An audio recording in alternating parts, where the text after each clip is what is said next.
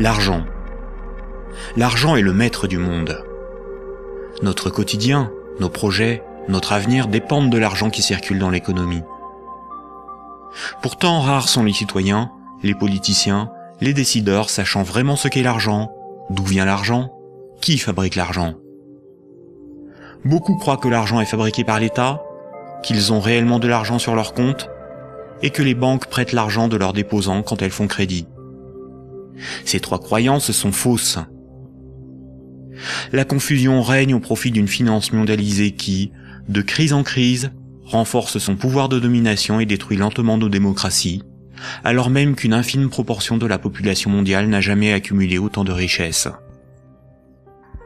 En partant de ce que tout le monde connaît, pas à pas, en employant les termes techniques, en illustrant chaque principe par des exemples simples, ce document vous donne les bases indispensables à la compréhension du système bancaire et monétaire, et met en perspective les crises financières et économiques qui ne cessent de s'aggraver depuis 2008. La monnaie est au cœur de nos économies. Elle en est le fluide qui permet les échanges des biens et des services.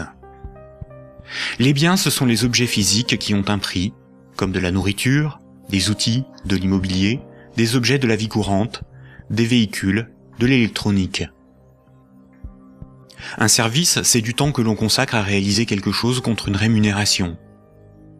Les architectes, les médecins, les garagistes, les peintres, les avocats, les comptables vendent de leur temps, sous la forme de services. Les biens et les services sont achetés avec de la monnaie. Savoir qui crée la monnaie est donc indispensable pour comprendre comment le monde fonctionne. La monnaie prend plusieurs formes, qu'il faut bien distinguer. Sans la connaissance des diverses formes de monnaie et les mécanismes qu'elles impliquent, il est impossible de comprendre le système monétaire et bancaire, et plus globalement l'économie. Il y a la monnaie sous la forme de billets et de pièces de monnaie. On l'appelle la monnaie centrale corporelle. C'est celle que vous pouvez retirer au guichet ou au distributeur automatique de billets de votre banque.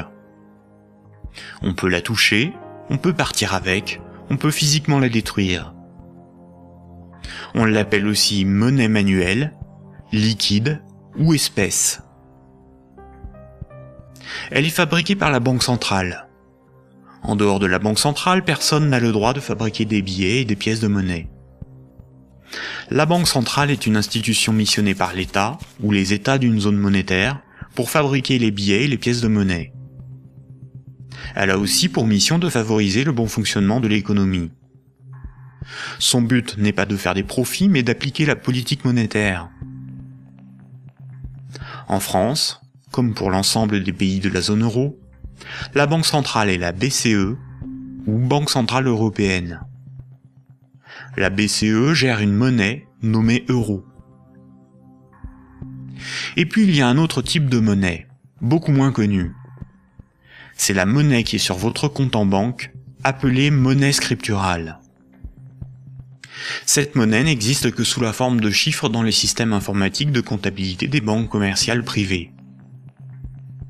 On l'appelle aussi monnaie secondaire. Les banques commerciales privées, appelées aussi banques de second rang ou banques secondaires, sont les banques des particuliers et des entreprises, comme la BNP, le Crédit Agricole ou la Société Générale. Ce sont des entreprises privées dont le but est le profit. Les banques commerciales privées sont les distributeurs des billets et pièces de monnaie. Ce sont des intermédiaires, des commerçants, qui font le commerce de la monnaie centrale. Elles ont développé un substitut à cette monnaie, qui est la monnaie secondaire ou monnaie scripturale privée. Elles réalisent la gestion des moyens de paiement tels que les chèques, les cartes bancaires, les virements et les prélèvements. Pour comprendre l'origine des différentes formes de monnaie, il faut comprendre pourquoi la monnaie a été créée et parcourir son histoire de l'Antiquité à nos jours.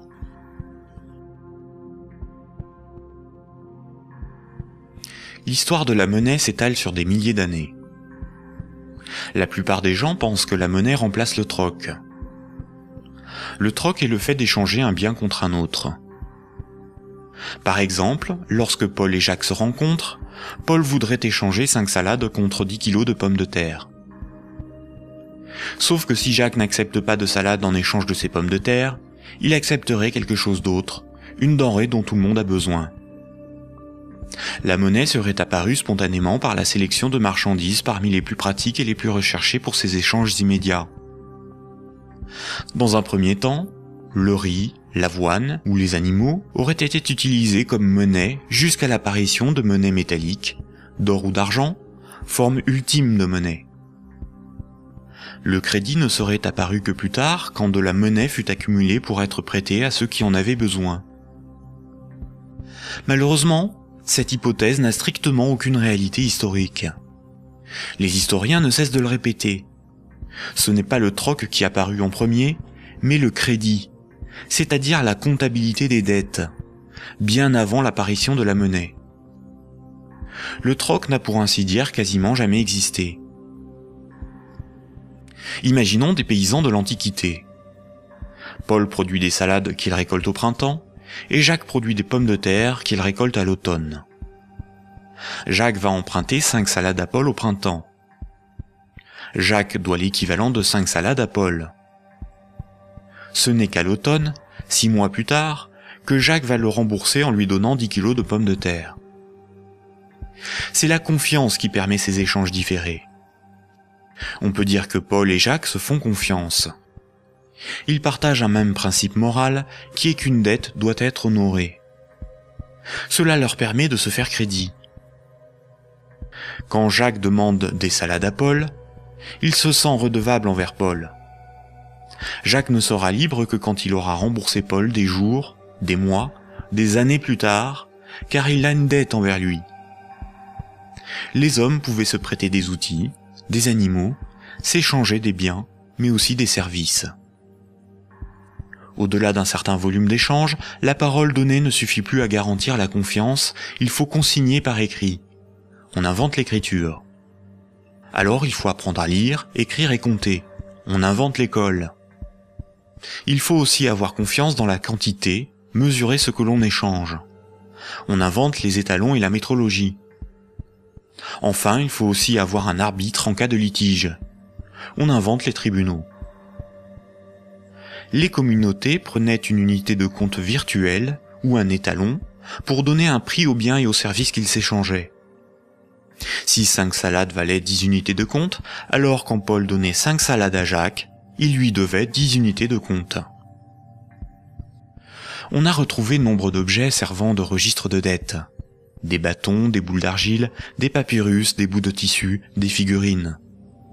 Parmi les plus anciens registres figurent des centaines de milliers de tablettes d'argile de l'époque sumérienne où étaient tenus des comptes et consignés des dettes. Ces tablettes étaient gérées par des temples proches des marchés. Personne ne pouvait empêcher les hommes de se faire crédit. Les unités de compte nécessaires à donner un prix à ce qui s'échangeait n'étaient qu'indicatives. Il n'est pas nécessaire de se procurer ou d'acheter des centimètres à chaque fois que l'on mesure ce que l'on prête à autrui. Durant plusieurs milliers d'années, il n'y avait pas de monnaie, juste la comptabilité des dettes des uns et des autres et des communautés entre elles. Ce n'est que beaucoup plus tard, environ 700 ans avant Jésus-Christ, que des souverains ou des castes régnantes ont imposé l'usage de monnaie comme moyen d'échange, sous la forme d'un objet dont ils s'attribuaient l'exclusivité de la production. Ils émettaient la monnaie, généralement des pièces d'or, d'argent ou de cuivre, payaient leurs soldats avec, et menaient des guerres pour conquérir de nouveaux territoires. Pour se procurer nourriture et équipement, les soldats imposaient par la force aux paysans et aux marchands cette monnaie comme paiement. Le pouvoir récupérait ensuite de cette monnaie lors de la perception des impôts. Comme tout le monde devait disposer de monnaie pour payer les impôts, elle devenait rapidement la monnaie officielle. Elle était acceptée comme paiement et elle se diffusait dans la communauté. Le pouvoir pouvait donc acheter nourriture, marchandises et richesses grâce à la monnaie qu'il produisait lui-même. Tant que l'on avait une dette, on n'était pas libre. On risquait de devenir l'esclave de son créancier ou d'être emprisonné si on ne s'acquittait pas de l'impôt. C'est la servitude pour dette. Et c'est pour ça qu'une monnaie employable pour payer une dette ou un impôt a un pouvoir libératoire. La monnaie a donc été créée par des castes régnantes, des souverains, pour extorquer une partie de la production des populations, vivre et s'enrichir sans travailler. C'est par ce principe que des empires se sont bâtis. Historiquement, le troc n'était pratiqué que durant les périodes de chaos et de conflits, lorsque la monnaie venait à manquer. Au Moyen Âge, avec le développement du commerce, les métaux précieux comme l'or ou l'argent étaient devenus une monnaie internationale. Il était risqué de posséder et transporter ces métaux précieux. On risquait de se les faire dérober. À partir du XVIIe siècle, les marchands de Londres et de Stockholm commencèrent à confier la garde de leurs métaux précieux aux orfèvres, les négociants en métaux précieux. En échange, les orfèvres leur donnaient un reçu, un certificat de dépôt nominatif qui permettait à son détenteur de récupérer à tout moment son métal précieux. Lors des retraits, les orfèvres demandaient une petite somme pour le service de stockage rendu. Les boutiques des orfèvres devinrent des coffres fort bien gardés. Puis ces certificats sont devenus non nominatifs. Il était simplement inscrit dessus le poids de métal précieux qu'ils représentaient. Les marchands se mirent à se payer non pas en métal précieux, mais avec ces certificats. La monnaie papier était née. Les orfèvres constataient que les marchands laissaient leurs métaux précieux dans leurs coffres. Ils eurent donc l'idée de prêter ces métaux précieux à d'autres marchands pour développer leur commerce. Mais plutôt que de prêter les métaux précieux entreposés dans leurs coffres, les orfèvres émettaient des certificats papier. Quand les marchands remboursaient leurs dettes, ils rendaient les certificats et versaient un intérêt. Les orfèvres se mirent à imprimer bien plus de certificats que de métaux précieux disponibles dans leurs coffres. Cette pratique leur permit de s'enrichir en multipliant les intérêts perçus. Quand les certificats étaient rendus aux orfèvres, ils étaient détruits. Comme le papier monnaie échangeable contre des métaux précieux était accepté par les marchands comme paiement, les orfèvres pouvaient en imprimer pour leurs propres dépenses et achats. Tant que les emprunteurs et déposants ne venaient pas tous au même moment demander l'échange de leurs certificats contre l'équivalent en métal précieux, leur petit tour de magie pour s'enrichir restait secret. Aujourd'hui, les métaux précieux sont remplacés par la monnaie centrale. Avec l'avènement de la République et de la démocratie, c'est l'appareil législatif qui rédige la loi au nom du peuple, et l'État, la nation, fait fabriquer sa propre monnaie par la Banque centrale. La loi dit que tout citoyen est obligé d'accepter non pas des métaux précieux, mais de la monnaie de l'État comme règlement d'une dette. C'est ce qui donne son cours légal à la monnaie de l'État. Cette monnaie est dite fiduciaire, du latin fiducia, qui veut dire confiance. Sa valeur est liée à l'assurance qu'on peut échanger des biens et services avec cette monnaie. Rappelez-vous, quand un marchand déposait des métaux précieux chez l'orfèvre, il lui donnait l'équivalent en certificat de dépôt. Plus tard, le marchand pouvait retourner chez l'orfèvre et récupérer ses métaux précieux contre ses certificats. Aujourd'hui, quand le client d'une banque dépose des billets sur son compte, la banque le crédite.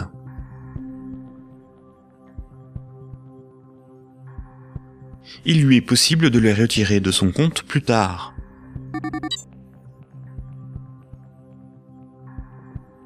La monnaie secondaire, ou monnaie scripturale privée, est l'équivalent des certificats de dépôt des orfèvres. Tout comme le certificat de l'orfèvre est une reconnaissance de dette de l'orfèvre envers le marchand, un compte bancaire est une dette en monnaie centrale de la banque envers son client.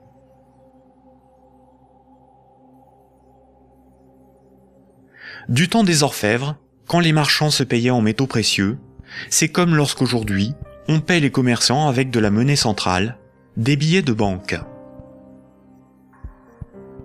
Ensuite, quand les marchands se payaient avec des certificats de dépôt de l'orfèvre, c'est comme lorsqu'aujourd'hui, on paie un commerçant par un transfert de monnaie scripturale de notre compte bancaire à celui du commerçant.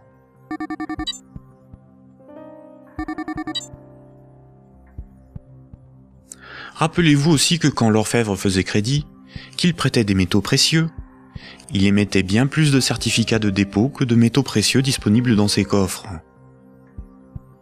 Quand les marchands le remboursaient, il détruisait ces certificats. C'est la même chose aujourd'hui avec la monnaie scripturale privée. Quand une banque accorde un crédit, elle crée de la monnaie scripturale sur un compte à partir de rien. Et elle en crée bien plus qu'elle ne dispose de monnaie centrale dans ses coffres. Et quand son client rembourse son crédit, elle détruit la monnaie scripturale. C'est ce qu'on appelle la création monétaire et la destruction monétaire. La monnaie scripturale étant acceptée comme paiement, les banques peuvent aussi créer de la monnaie à partir de rien pour couvrir leurs dépenses et leurs achats. Les banques ont la possibilité de se faire crédit à elles-mêmes. On dit que les banques monétisent leurs dépenses. La monnaie centrale donne l'illusion au peuple que c'est l'État qui émet la monnaie, alors qu'en réalité, ce sont les banques commerciales privées qui ont ce privilège. Sans création monétaire par le crédit par les banques commerciales, il n'y aurait quasiment pas de monnaie en circulation. Les banques et les États sont comme les deux faces d'une même pièce. En effet, il faut d'abord que de la monnaie ait été créée par le crédit bancaire pour que l'État puisse en prélever par les impôts et les taxes. Et les banques ont besoin des États pour établir une législation protégeant ce privilège et faire appliquer cette législation par la justice et les forces de l'ordre. Nous allons détailler maintenant ces mécanismes bancaires et leurs nombreuses conséquences. Tout le monde a un compte en banque. C'est plus sûr et c'est plus simple que d'avoir chez soi une caisse remplie de billets de banque. Beaucoup de gens s'imaginent qu'un compte en banque est une boîte dans laquelle sont rangés des billets de banque. En réalité, la banque a une réserve unique de billets de banque et les comptes en banque n'ont aucune réalité physique. Ce sont juste des chiffres dans la comptabilité de la banque commerciale, ce sont des unités de compte. Lorsque vous allez au distributeur de billets, votre banque prend dans son stock de billets le montant que vous voulez retirer sur votre compte et vous les donne. Elle retranche ce montant à votre compte. Ainsi, vous avez le sentiment de prendre des billets sur votre compte en banque, alors qu'en réalité, la banque convertit des chiffres en monnaie centrale corporelle, c'est-à-dire en billets de banque, la monnaie de l'État. À l'inverse, quand vous déposez des billets sur votre compte, la banque les prend et les met dans son stock de billets et augmente le chiffre de votre compte. Votre compte ne représente pas un petit tas de billets de banque, mais seulement un chiffre dans un ordinateur. Vous ne retirez que très rarement l'ensemble de ce qui est sur votre compte. Vous retirez juste ce qu'il vous faut pour faire vos petits achats dans les commerces. Tout le reste, vous le laissez sur votre compte. Et le commerçant qui reçoit vos billets comme paiement les dépose lui aussi sur son compte. De ce fait, tout le monde a plus d'unités de compte sous la forme d'un chiffre dans la comptabilité d'une banque privée que de billets de banque dans ses poches ou chez lui. La somme des unités de compte qui correspond au crédit de votre compte s'appelle un dépôt. Un compte en banque sur lequel il y a 1000 unités de compte, on appelle cela un dépôt de 1000 €. On a l'illusion qu'une banque a toujours dans son stock de billets de banque l'équivalent des dépôts qu'elle gère. En réalité, elle n'en a qu'une petite partie, et ceci lui est permis par le fait que ses clients ne viennent pas tous au même moment retirer en liquide ce qu'ils ont sur leur compte.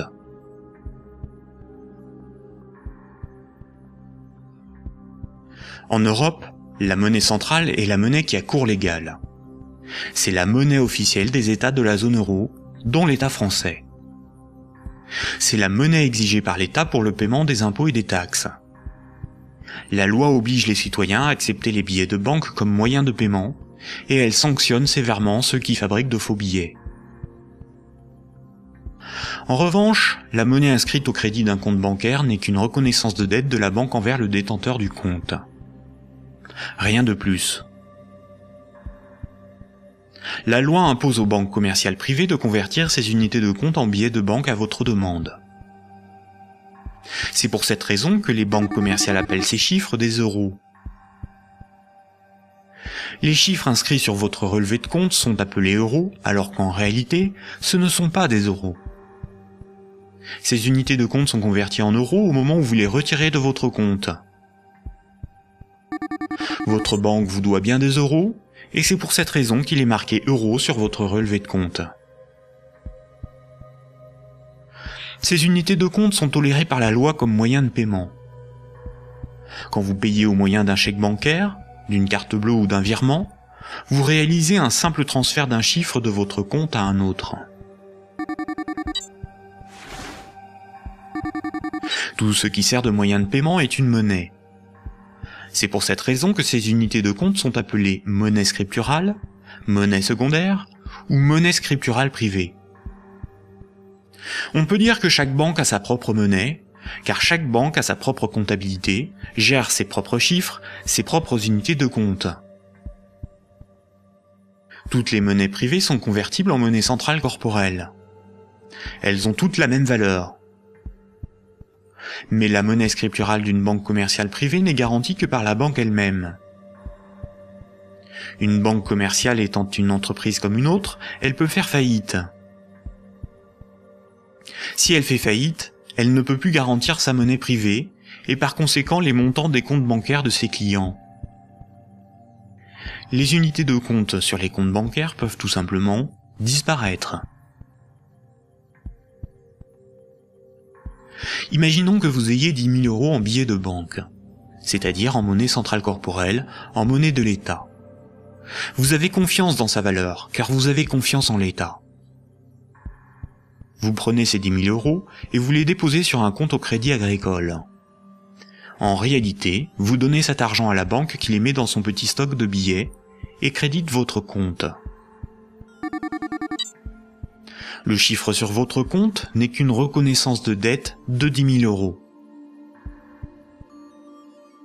Ce sont des unités de compte privées, car la banque est maintenant propriétaire des 10 000 € que vous lui avez donnés, et qu'elle va probablement mettre dans un distributeur de billets pour que d'autres clients puissent retirer du liquide. La loi dit simplement qu'à votre demande, à tout moment, la banque est tenue de convertir les 10 000 unités de compte en billets de banque. Et ce que vous ne savez pas, c'est que la banque n'a qu'une petite partie des montants des comptes de ses clients sous la forme de billets de banque. Gardez à l'esprit que moins de 7% de la totalité de la monnaie en circulation est sous la forme de billets et de pièces de monnaie qui ont cours légal. Ce que vous avez sur votre compte, ce n'est qu'une promesse de remboursement en euros, et non de véritables euros.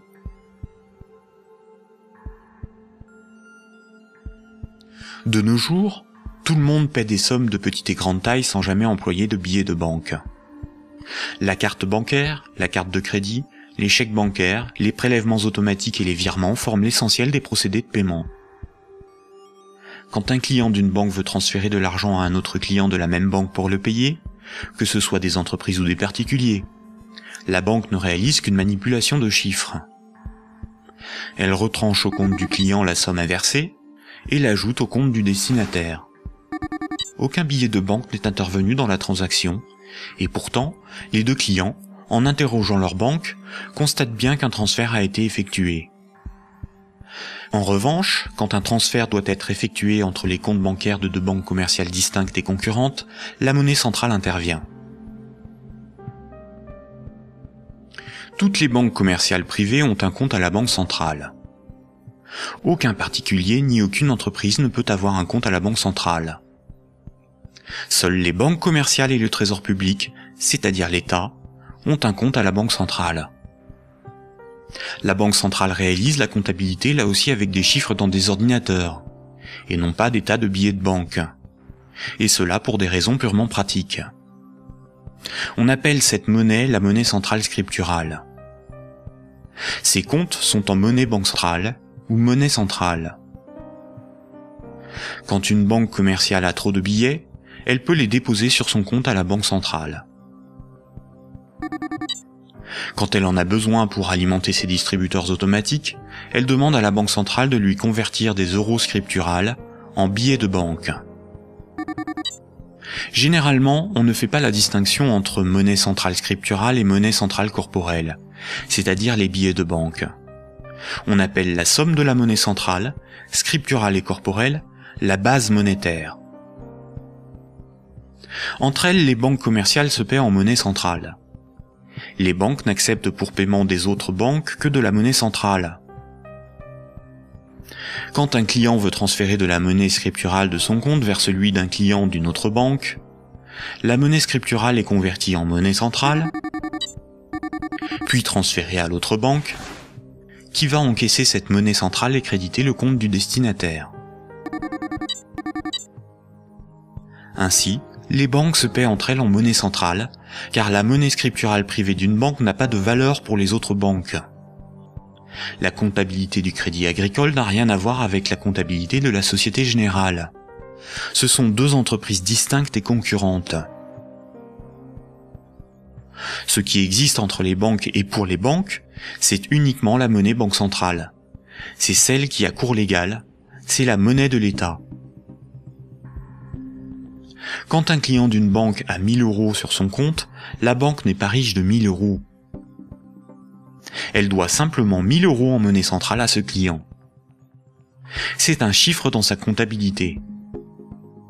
Ce qui fait la richesse de la banque, c'est ce qu'elle possède, comme des immeubles, des bureaux, des actions, des titres financiers, et la monnaie centrale qu'elle a sous la forme de billets de banque ou de monnaie centrale sur son compte à la banque centrale.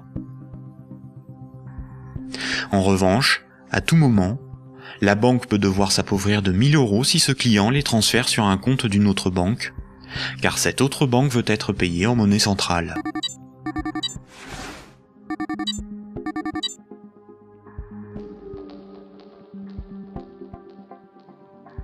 Les banques ne réalisent pas leur paiement en banque centrale à chaque fois qu'un transfert est réalisé. Un bilan des échanges est fait tous les jours. On appelle cela la compensation. Cette compensation est calculée par une chambre de compensation. Une chambre de compensation gère un système informatique enregistrant un très grand nombre de comptes en banque et de transactions, afin de faire le bilan des échanges entre les organismes financiers, dont les banques. La chambre de compensation la plus connue est Clearstream, à cause de l'affaire politico-financière qui porte son nom. Imaginons deux banques. Un client de la première banque paie 10 euros à un client de la seconde.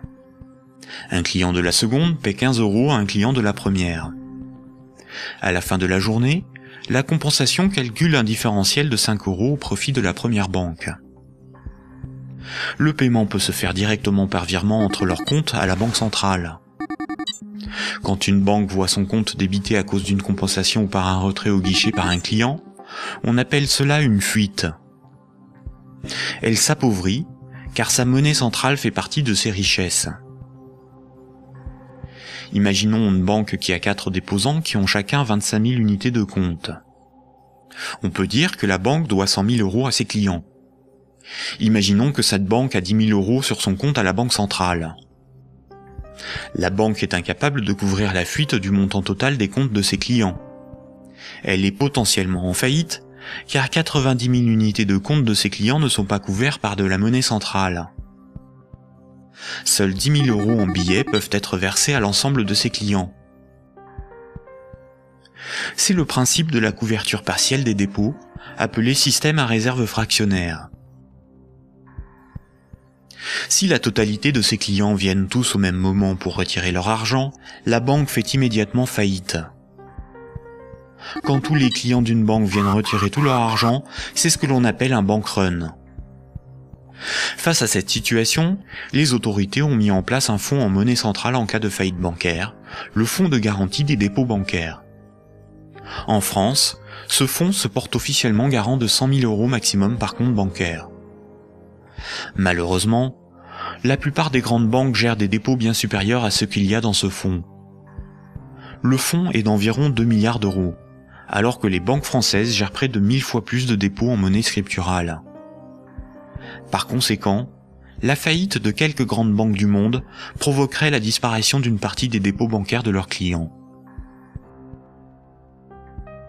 Le Trésor public, c'est la caisse de l'État. Le Trésor public a un compte à la Banque centrale. Le Trésor public encaisse toutes les taxes et impôts qui forment les recettes de l'État. Le Trésor public paie toutes les dépenses de l'État. Il paie les fonctionnaires, les investissements de l'État, ses infrastructures, ses frais de fonctionnement, ses fournisseurs. Quand vous payez vos impôts ou des taxes, vous les payez directement au Trésor public. Si un client d'une banque veut payer 1000 € au Trésor public, la banque convertit la monnaie scripturale privée en monnaie banque centrale et transfère cette monnaie centrale sur le compte du Trésor public. Le Trésor public n'accepte pour paiement que la monnaie centrale. Quand le Trésor public paie un de ses fournisseurs, il verse de la monnaie centrale à la banque commerciale privée qui en détient le compte, et celle-ci crédite le compte de l'entreprise bénéficiaire.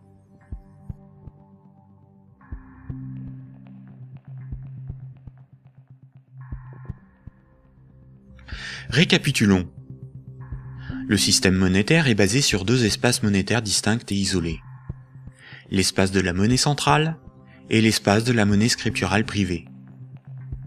La monnaie centrale, c'est la monnaie de l'État. La monnaie centrale sert aux banques et au Trésor public pour se payer. La monnaie scripturale privée, ou monnaie secondaire, c'est la monnaie gérée par les banques commerciales privées.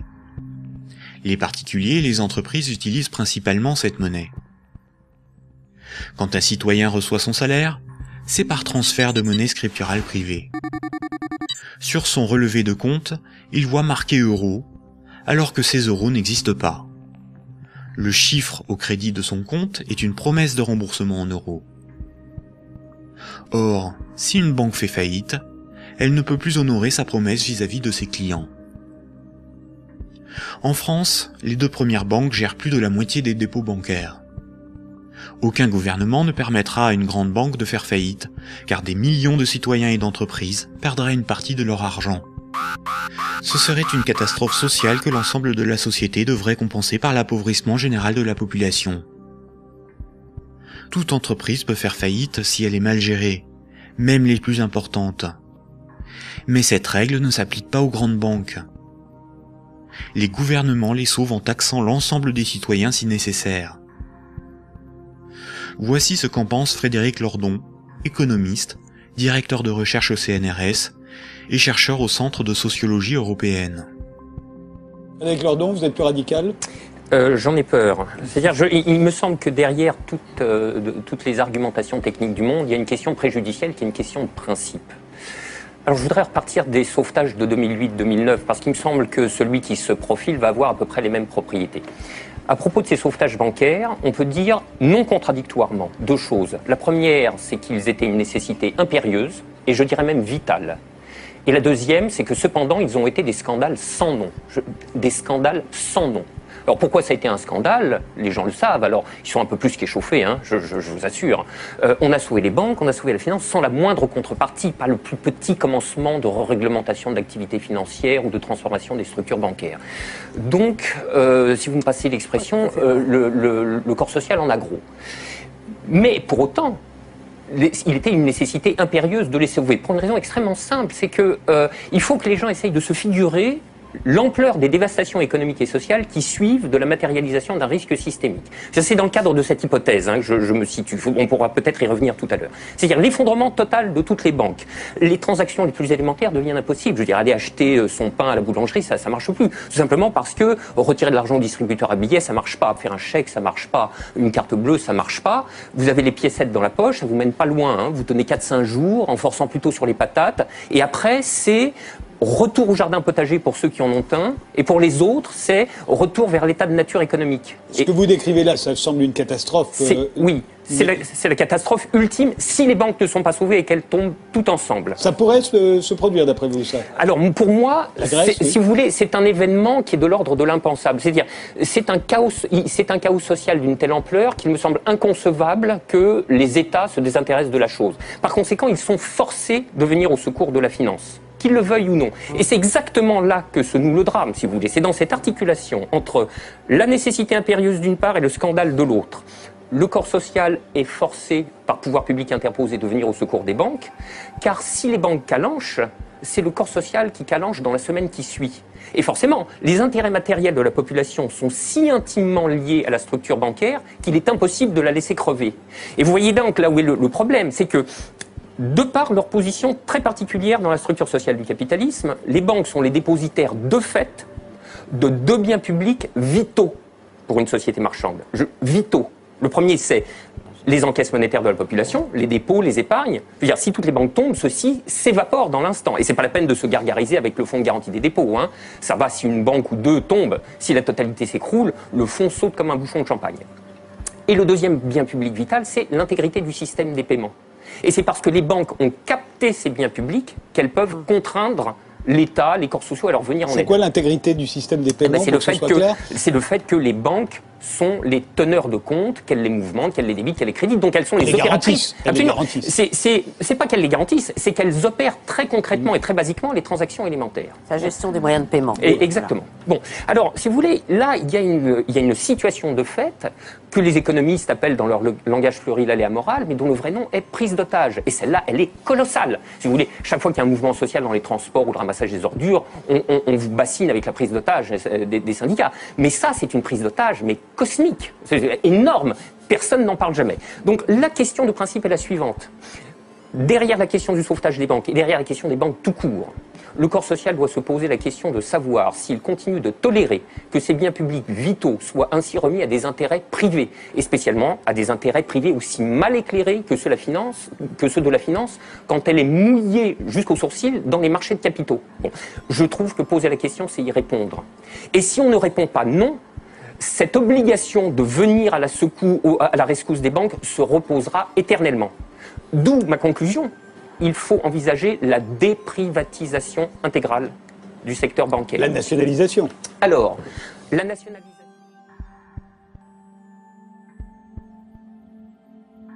On constate que quand les dirigeants et actionnaires des grandes banques touchent des bénéfices, ceux-ci s'enrichissent. Mais quand les grandes banques sont en difficulté, ce sont les États, c'est-à-dire l'ensemble des citoyens, qui les sauvent. Cela résume l'adage désormais bien connu: les banques privatisent leurs gains et socialisent leurs pertes.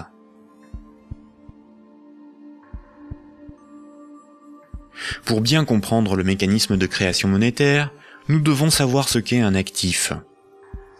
Imaginons que Paul possède une moto, des vêtements, une télévision, un ordinateur et 200 € sur lui en billets de banque. Tout ceci représente ses actifs, car les actifs, c'est ce que l'on possède. Les 200 € qu'il a sur lui sont ses actifs financiers. Maintenant, Jacques emprunte à Paul 100 €. En lui empruntant cette somme, Jacques signe une reconnaissance de dette l'engageant à rembourser Paul dans 1 mois. Les actifs financiers de Paul restent de 200 €, car il possède encore 100 € en billets, ainsi que la reconnaissance de dette de Jacques d'une valeur de 100 €. Cette reconnaissance de dette va à ses actifs, car il s'agit de quelque chose qu'il possède. Paul a ce qu'on appelle une créance sur Jacques. Jacques est débiteur de Paul. En cas de litige, si Jacques ne rembourse pas Paul, la justice pourra intervenir pour forcer Jacques à respecter ce contrat. Elle pourra alors le forcer à vendre un de ses actifs matériels pour rembourser Paul, comme sa télévision s'il en a une.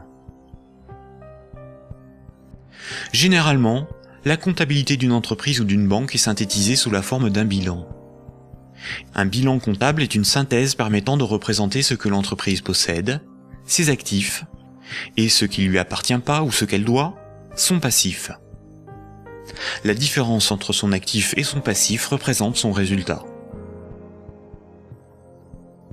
On peut aussi l'appliquer à un particulier. Voici à quoi ressemblerait le bilan de Paul.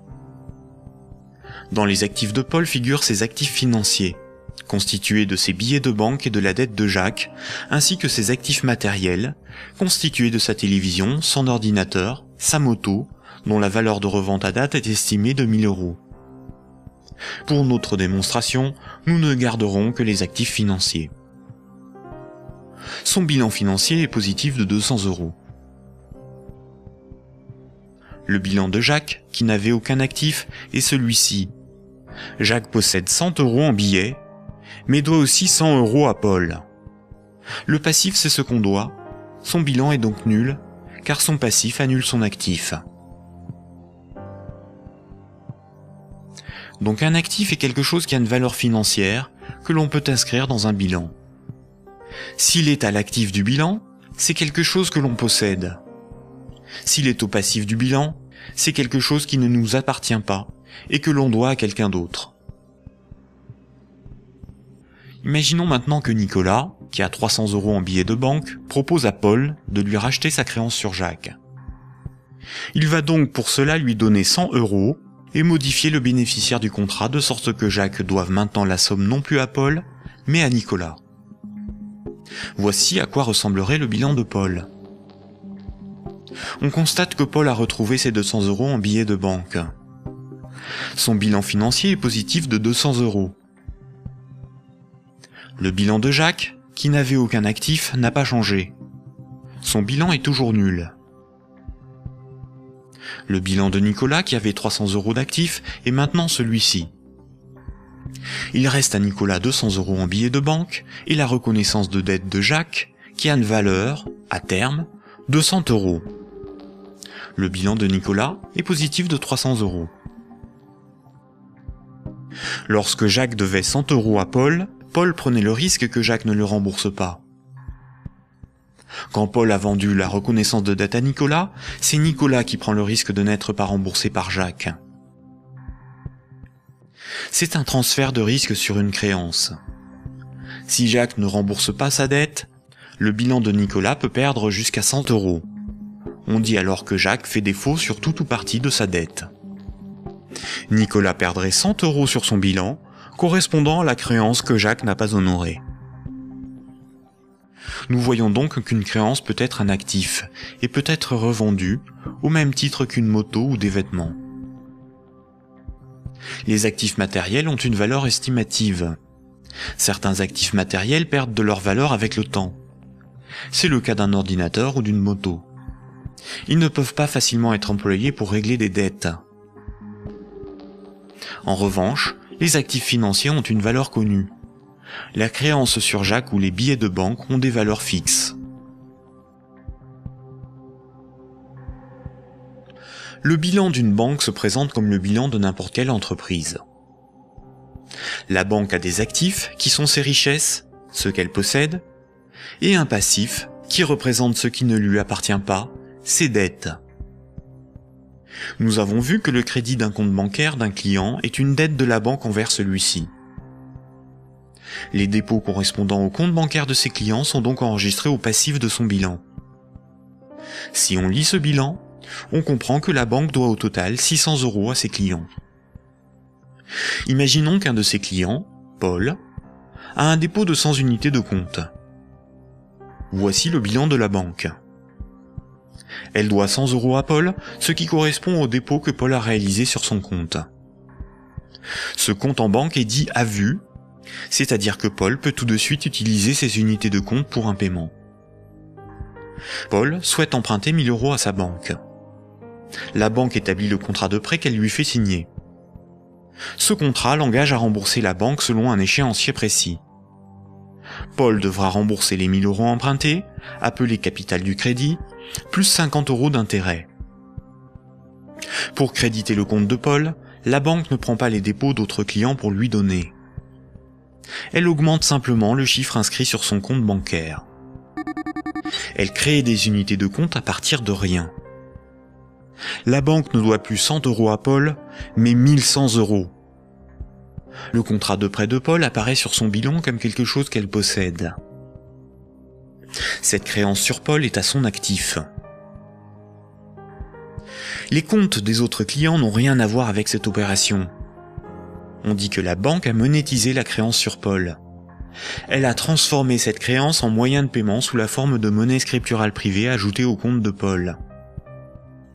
On appelle cette opération d'augmentation des dépôts par simple jeu d'écriture la création monétaire. On parle de création monétaire ex nihilo, ce qui veut dire à partir de rien. Enfin, quand Paul va rembourser le crédit, la banque va annuler des unités de compte chaque mois, selon l'échéancier du crédit, directement sur le compte de Paul. Cette annulation est appelée destruction monétaire. Elle diminue la somme qu'elle lui doit.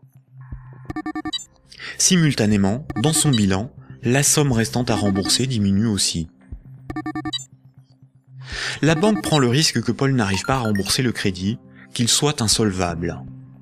C'est le risque de faire crédit ou risque de contrepartie. On pourra qualifier alors la créance de Paul, le contrat de prêt, d'actifs pourris ou d'actifs toxiques. Cette opération de création de moyens de paiement artificiels, tout comme sa destruction progressive lors du remboursement, est difficilement compréhensible pour la plupart des gens, y compris pour ceux qui travaillent dans les banques, même à haut niveau. Il est pourtant évident que quand une banque accorde un prêt, aucun de ses clients ne voit son compte diminuer ne serait-ce que d'1 euro. Ce mécanisme est très mal compris et les médias perpétuent, par ignorance, le mensonge selon lequel les banques doivent collecter des dépôts pour pouvoir prêter de l'argent. Pourtant, ce mécanisme est parfaitement décrit dans les manuels d'économie. Vous pouvez par exemple télécharger un petit fascicule intitulé « La monnaie et nous », édité par la Banque de France en 2009, expliquant la création monétaire par les banques commerciales privées.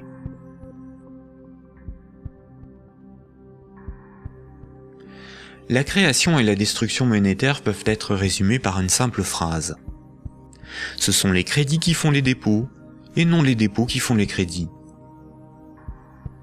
Cette phrase permet de se rappeler que la totalité de la monnaie en circulation sur nos comptes en banque ou dans nos poches est créée par le crédit bancaire. Quand une banque accorde un crédit à un de ses clients, elle crée de la monnaie scripturale privée en augmentant le solde du compte de celui-ci.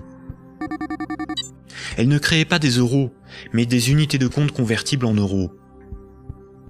Plus il y a de crédits accordés par les banques, plus il y a de dépôts, de billets et de pièces de monnaie. La totalité de la monnaie en circulation dans l'économie représente ce qu'il reste à rembourser des crédits contractés. Quand Paul achète une automobile à crédit, il paie tout de suite le vendeur avec la monnaie créée. 2 jours plus tard, le vendeur achète une télévision, des livres et un ordinateur. Les vendeurs de la télévision, des livres et de l'ordinateur vont eux aussi réaliser des achats. Paul n'a pas commencé à rembourser son crédit que la monnaie circule déjà dans l'économie.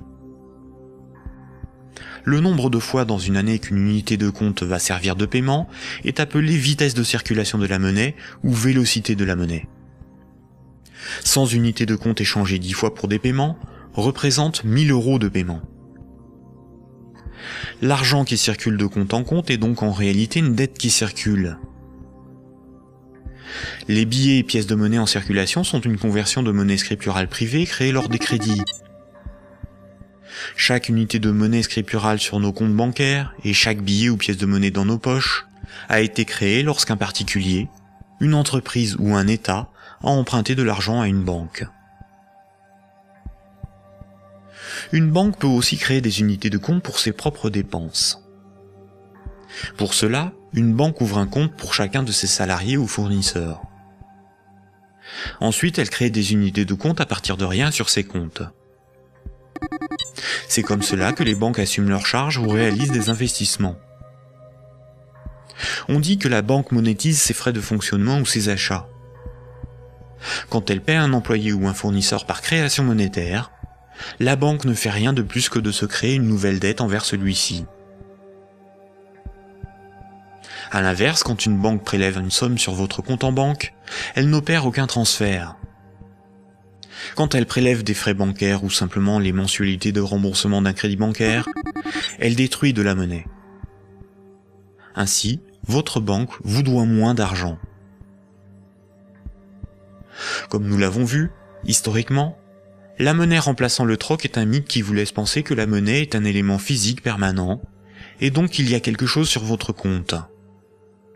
Ceci vous semble d'autant plus vrai que vous pouvez retirer des billets de banque de votre compte. Les médias vous font croire qu'une banque doit amasser de la monnaie avant de pouvoir en prêter.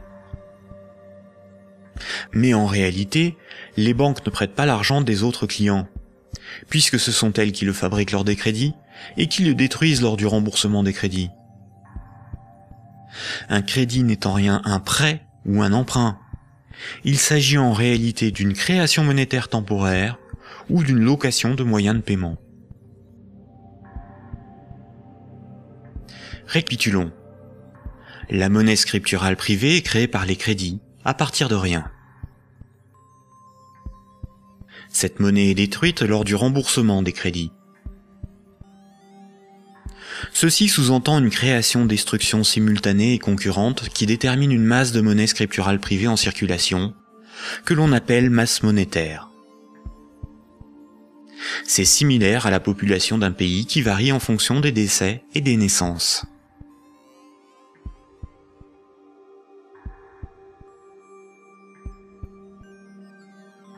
Trois citoyens et un banquier échouent sur une île déserte au beau milieu de l'océan. Ils s'organisent et décident de créer leur propre monnaie, qu'ils appellent euro. Le banquier fonde l'unique banque commerciale privée de l'île. Comme cette banque est nouvelle, les trois citoyens n'ont rien sur leur compte. Ils ne peuvent pas s'échanger et se vendre ce qu'ils produisent. Ils ont bien des marchandises à se vendre, mais aucune monnaie pour les payer. Pour disposer de moyens de paiement, chaque citoyen va faire un crédit de 10 €, remboursable en 11 mois. Chaque citoyen devra rembourser 10 € de capital, plus 1 € d'intérêt. Lorsque le banquier leur accorde le crédit, il crée 10 € à partir de rien sur chaque compte. Le premier mois, la masse monétaire est de 30 €. Les citoyens disposent de monnaie pour s'échanger ce qu'ils produisent. À la fin du premier mois, les citoyens commencent à rembourser leur crédit. Le banquier prélève 1 € d'intérêt, qu'il utilise pour acheter des marchandises aux citoyens. La masse monétaire reste de 30 €. À l'issue du deuxième mois, le banquier efface 1 € du compte de chaque citoyen. Il reste 27 € en circulation. À l'issue du troisième mois, le banquier efface à nouveau 1 € du compte de chaque citoyen. Il reste 24 € en circulation. De mois en mois, la situation devient un peu plus compliquée, car la masse monétaire ne cesse de baisser. Les citoyens se retrouvent en concurrence pour capter l'argent. À l'issue du 11e mois, après une farouche concurrence entre les trois citoyens pour capter la monnaie restante, leurs comptes sont vides, car tout le monde a remboursé exactement ce qu'il avait emprunté à la banque. Plus rien ne peut être ni acheté ni vendu. C'est la crise économique. Le banquier réunit les citoyens et leur dit « Pour résoudre cette situation, c'est très simple. Vous n'avez qu'à m'emprunter à nouveau de l'argent. » Les citoyens acceptent. Ils font tous à nouveau un crédit de 10 €. À la fin du premier mois, le banquier prélève 1 € d'intérêt, qu'il garde pour lui car il a tout ce qu'il lui faut. Au fil des mois, le banquier supprime les euros correspondant au remboursement des crédits. Comme les intérêts n'ont pas été dépensés par le banquier, c'est au bout du 10e mois seulement que les comptes des trois citoyens sont vides. Il n'y a plus de monnaie en circulation, et pourtant il manque 3 € pour rembourser la totalité de leur crédit. Le banquier réunit les citoyens et leur dit « Il y a une manière très simple de repousser le moment où vous serez à zéro sur vos comptes. Vous n'avez qu'à m'emprunter régulièrement de l'argent, bien avant que la masse monétaire ne baisse trop et que l'économie ne s'arrête. Et pour compenser les intérêts que je ne dépense pas, il vous suffit de m'emprunter à chaque fois quelques euros de plus. » Les citoyens acceptent. Désormais, ils sont en permanence endettés, sinon la monnaie disparaît et l'économie s'arrête. Ils appellent cela la croissance. Mais comme ils sont endettés, ils se mettent à produire toujours plus pour rembourser le banquier, bien au-delà de leurs besoins réels. Ils ne produisent pas pour avoir de quoi se vêtir, se nourrir ou se loger. Ils produisent pour avoir l'argent nécessaire pour rembourser leur crédit. L'argent est devenu le moteur de leur vie, et non ce dont ils ont besoin pour vivre. Ce système permet au banquier de ne rien produire. Il passe son temps à gérer ses comptes, à créer de la monnaie puis à la détruire. Avec la monnaie qu'il fabrique, il achète ce dont il a besoin aux citoyens. Rapidement, les ressources naturelles de l'île viennent à manquer. Il n'y a plus de bois, plus de gibier, plus d'eau, plus de terre pour produire toujours plus. La croissance a épuisé les ressources naturelles et détruit l'environnement. Cette petite histoire met en valeur de réalités tout à fait surprenantes. D'une part, les sommes dues aux banques sont globalement supérieures aux sommes disponibles pour les rembourser. D'autre part, si tout le monde remboursait ses dettes, il n'y aurait quasiment plus de monnaie en circulation dans le monde. Tous les comptes seraient vides, tous les billets et pièces de monnaie disparaîtraient. Le système monétaire fonctionne comme un système pyramidal. Pour payer les crédits en cours de remboursement, il faut que de nouveaux crédits soient accordés. Sinon, la monnaie se raréfie et certains emprunteurs sont dans l'incapacité de rembourser leurs crédits.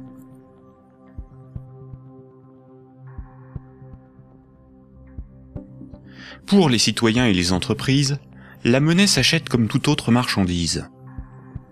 Les banques louent la monnaie qu'elles fabriquent, et le prix de cette location est de la monnaie supplémentaire qu'elles sont les seules à fabriquer. Observons l'évolution de la masse monétaire dans la zone euro. Ce qui apparaît tout de suite, c'est son évolution exponentielle. La masse monétaire est composée de ce qu'on appelle des agrégats monétaires, nommés M1, M2 et M3. En orange, c'est la monnaie circulante. C'est la monnaie qui est sur les comptes à vue, utilisée pour des paiements, ainsi que la monnaie sous la forme de billets et de pièces de monnaie. Les comptes à vue servent à l'économie réelle. C'est là que sont versés les salaires, réalisés les paiements avec les cartes bancaires, les chèques, les virements, pour les échanges de biens et de services. C'est la monnaie qui sert l'économie réelle. En vert, ce sont les dépôts dits à terme, ou comptes à terme. Ce sont des comptes d'épargne rémunérés, des comptes à préavis, des livrets comme le livret A, certains placements financiers, où une partie de la monnaie scripturale est bloquée par les particuliers pour un certain temps. C'est de l'argent qui fait un peu d'argent. En violet, ce sont les placements à long terme, plutôt destinés aux entreprises. Les comptes à terme et les placements bloquent la monnaie. Cette monnaie n'est plus disponible pour réaliser des paiements, elle ne sert plus l'économie réelle. La masse de la monnaie qui circule, en orange, diminue quand les crédits sont remboursés par destruction monétaire. Elle diminue aussi quand de la monnaie est épargnée et passe d'un compte à vue à un compte à terme rémunéré, ou qu'elle est bloquée dans des placements à long terme. Par ailleurs, les banques ou des organismes spécialisés comme Sofinco ou Cetelem proposent de prêter de la monnaie scripturale privée existante contre intérêt. Ce sont de véritables prêts de dépôt bancaire, sans création monétaire. Ils représentent environ 40% des prêts de monnaie. L'industrie financière permet ainsi à de riches épargnants de ne plus travailler du tout. Ces épargnants peuvent ponctionner sur la masse monétaire circulante de la monnaie que les moins riches et les entreprises produisent par le crédit. Leur capital augmente progressivement en capturant de la monnaie créée par le crédit. La baisse de la masse monétaire circulante oblige les particuliers et les entreprises à emprunter perpétuellement pour la compenser. Quand un client d'une banque obtient un crédit, la nouvelle monnaie se retrouve sur un compte à vue. Elle est dépensée pour des achats et va voyager de compte en compte au fil des paiements, jusqu'au moment où elle servira au remboursement d'un crédit et sera détruite. Si la destruction monétaire est plus importante que la création monétaire, il s'ensuit une contraction de la masse monétaire. L'économie est en danger. La consommation baisse, cela provoque des faillites, certains doivent vendre de leurs richesses pour se procurer de l'argent, et il devient plus difficile de rembourser les crédits. Et si les emprunteurs n'arrivent plus à rembourser leurs crédits, ce sont les banques qui se retrouvent en difficulté. Les économistes et les politiciens sont condamnés à appeler de leur vœu la relance de la consommation pour assurer une demande de crédit perpétuelle. Car sans crédit, la monnaie disparaît. Rappelez-vous, tous les jours, la compensation calcule ce que les banques commerciales privées se doivent. Les banques règlent leurs dettes en monnaie centrale. Quand une banque se procure de la monnaie centrale, on appelle cela le refinancement. Elles ont plusieurs possibilités. Elles peuvent demander à la banque centrale un crédit en monnaie centrale. Pour cela, elles déposent des titres financiers en garantie, par exemple des obligations d'État, et la banque centrale crédite leurs comptes. C'est à ce moment-là que la monnaie centrale est créée. Le taux d'intérêt qu'applique la banque centrale lors de ces crédits est appelé taux directeur. Cette monnaie centrale peut être convertie en billets de banque. Mais la plupart du temps, les banques commerciales privées se prêtent entre elles de la monnaie centrale ou se font crédit. Elles peuvent pour cela se faire confiance ou se donner là aussi des titres financiers comme garantie. C'est ce qu'on appelle le marché interbancaire. Comme toutes les banques se font crédit, se prêtent de la monnaie centrale ou des titres financiers, cela fait qu'elles sont toutes liées les unes aux autres. Si une grande banque fait faillite et qu'elle ne rembourse pas ce qu'elle avait emprunté aux autres banques, ce sont toutes les autres banques qui font faillite par effet domino. En 2008, les dérives du système financier ont provoqué une crise de liquidité dans le système bancaire. La crise de liquidité fait que les banques n'arrivent plus à régler leurs dettes, à se procurer de la monnaie centrale ou à se faire crédit. Les banques ont alors cessé d'accorder des crédits. L'évolution normale de la masse monétaire aurait dû être celle-ci. Malheureusement, la crise bancaire a stoppé la progression de la masse monétaire et s'est transformée en crise économique. Les États ont dû sauver les banques de la faillite. Mais le véritable coût de la crise financière est l'explosion de la dette des États pour éviter une aggravation de la crise, des milliers de faillites d'entreprises, des millions de nouveaux chômeurs. À l'avenir, une partie des dépôts bancaires pourrait être supprimée pour sauver les banques. Ainsi, les banques doivent moins d'argent à leurs clients, ce qui équilibre leur bilan. C'est ce qui s'est passé à Chypre en 2013. À partir de 2009, certaines banques centrales ont créé et donné des milliards en monnaie centrale aux banques commerciales pour faciliter le règlement de leurs dettes et ainsi leur éviter la faillite et relancer le crédit. C'est ce qu'on appelle des politiques d'assouplissement quantitatif ou quantitative easing. Cette monnaie centrale nouvelle pourrait être représentée sur ce graphique en tant que M0, appelée aussi base monétaire. Plutôt que d'accorder des crédits aux entreprises et aux particuliers avec une rentabilité incertaine, les banques commerciales privées ont utilisé cette monnaie centrale pour spéculer et acheter de la dette souveraine. Ainsi, d'une manière totalement artificielle, les bourses n'ont cessé de monter, la finance de s'enrichir et les États de s'endetter. Puisque pour rembourser les crédits passés, il faut que de nouveaux crédits soient accordés, on comprend mieux pourquoi les politiques d'austérité et de désendettement sont un suicide économique. Le crédit permet aux particuliers et aux entreprises d'acquérir des biens réels et à l'économie de se développer. La masse monétaire augmente. Une politique d'austérité provoque une contraction de la masse monétaire, condamnant à la faillite certains emprunteurs, qu'ils soient des particuliers, des entreprises ou des États. Les banques de ces emprunteurs peuvent saisir leurs maisons, leurs machines, leurs stocks. Les États doivent privatiser les services publics pour rembourser les marchés financiers. La baisse de la masse monétaire provoque la rareté de la monnaie, et cette rareté provoque in fine des transferts de richesses réelles des débiteurs vers la minorité des créanciers, notamment les banques. C'est similaire au processus organisé par l'Occident vis-à-vis des pays en voie de développement. On endette ces pays pour qu'ils nous achètent des infrastructures, des machines, des moyens de production, via des prêts du FMI et de la Banque mondiale. Incapables de rembourser les crédits, leur faillite permet de saisir les ressources naturelles ou même ceux qu'ils ont achetés grâce à ces crédits. Le PIB d'un pays, c'est approximativement la somme des revenus dans ce pays en une année. Dans la zone euro, la dette des États représente 90% du PIB. Et les dettes du secteur privé représentent 160% du PIB. En d'autres termes, pour rembourser toutes les dettes, il nous faudrait travailler 2 ans et demi en donnant tous nos revenus aux banques et aux marchés financiers. Or, si on remboursait toutes nos dettes, il n'y aurait plus de monnaie en circulation. Ce système pyramidal de dette n'est viable que dans un équilibre précaire, car la capacité des emprunteurs à rembourser leurs crédits dépend de la capacité d'autres emprunteurs à contracter de nouveaux crédits.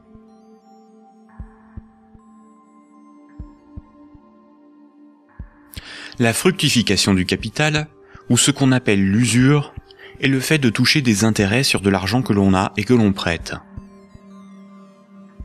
Imaginons un pays où 10 citoyens ont tous 10 euros. Si l'un d'eux prête ces 10 euros avec 10% d'intérêt, il va lui être remboursé 11 euros.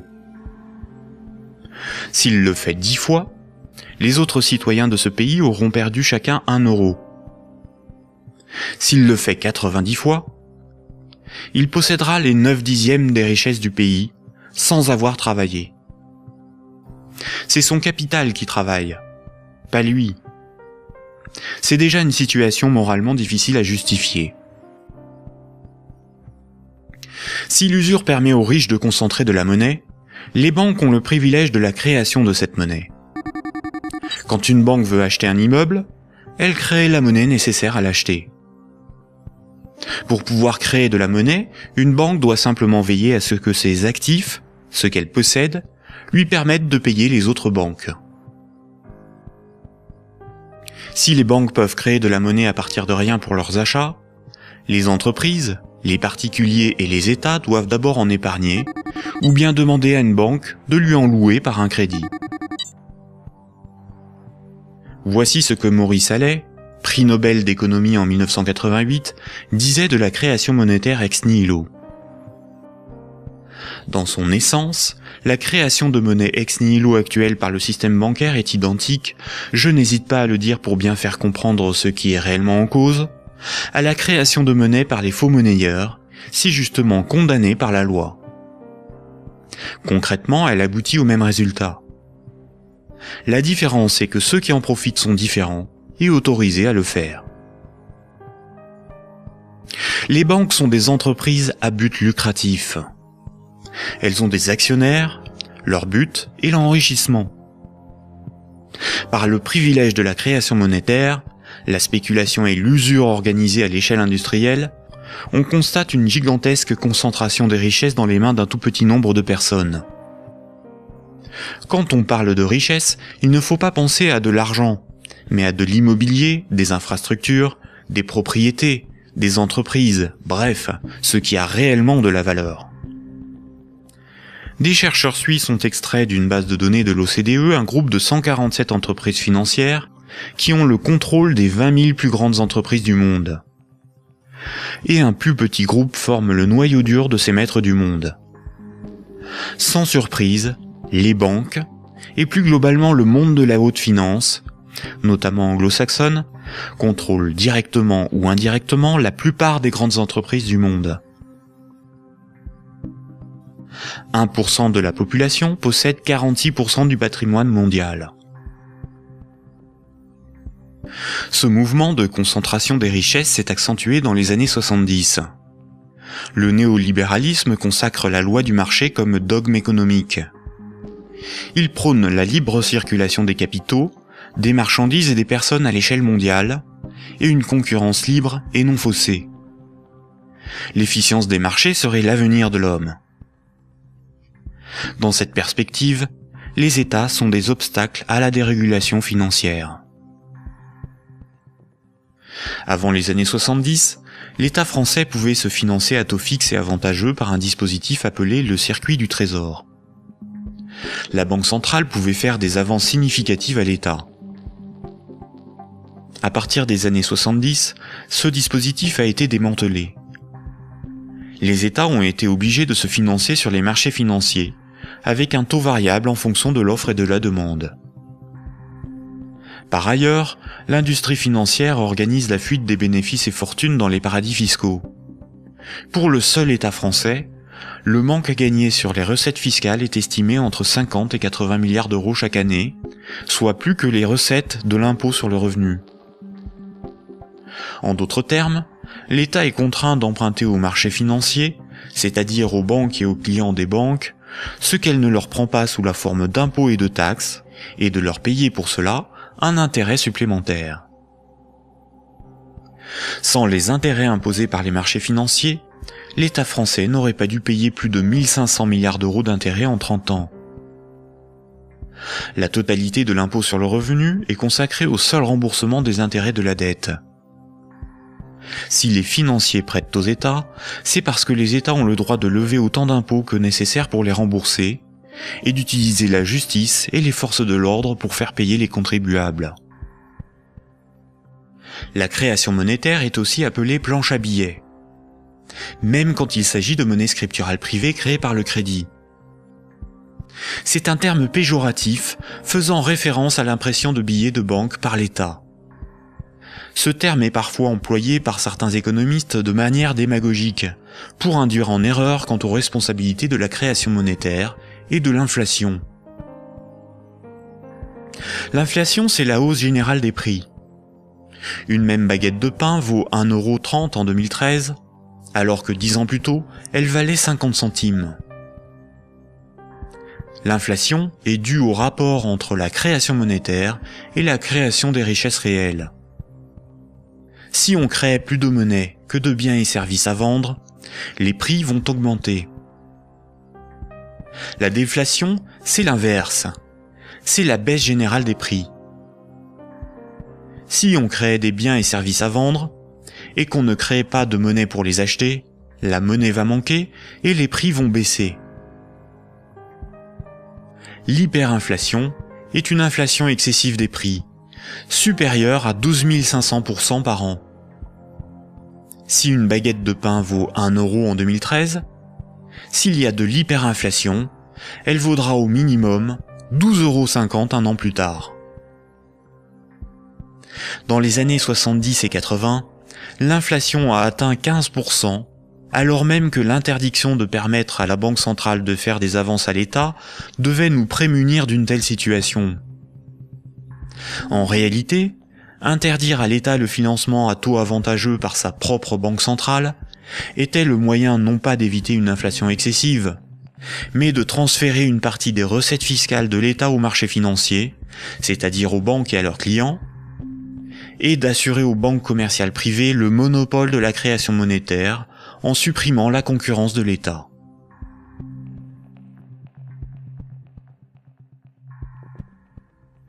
Voici ce qu'on pouvait lire en 1924, avant la Grande Dépression de 1929, dans le magazine de l'Association des banquiers des États-Unis.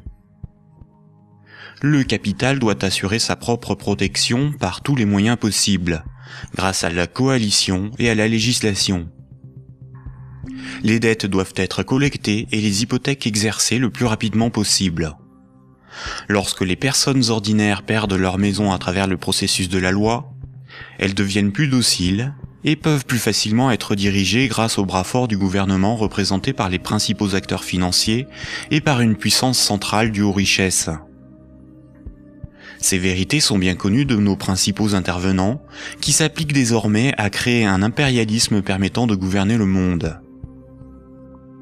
En divisant les votants grâce au système de partis politiques, nous les manipulons afin qu'ils dépensent toute leur énergie pour des problèmes n'ayant aucune importance.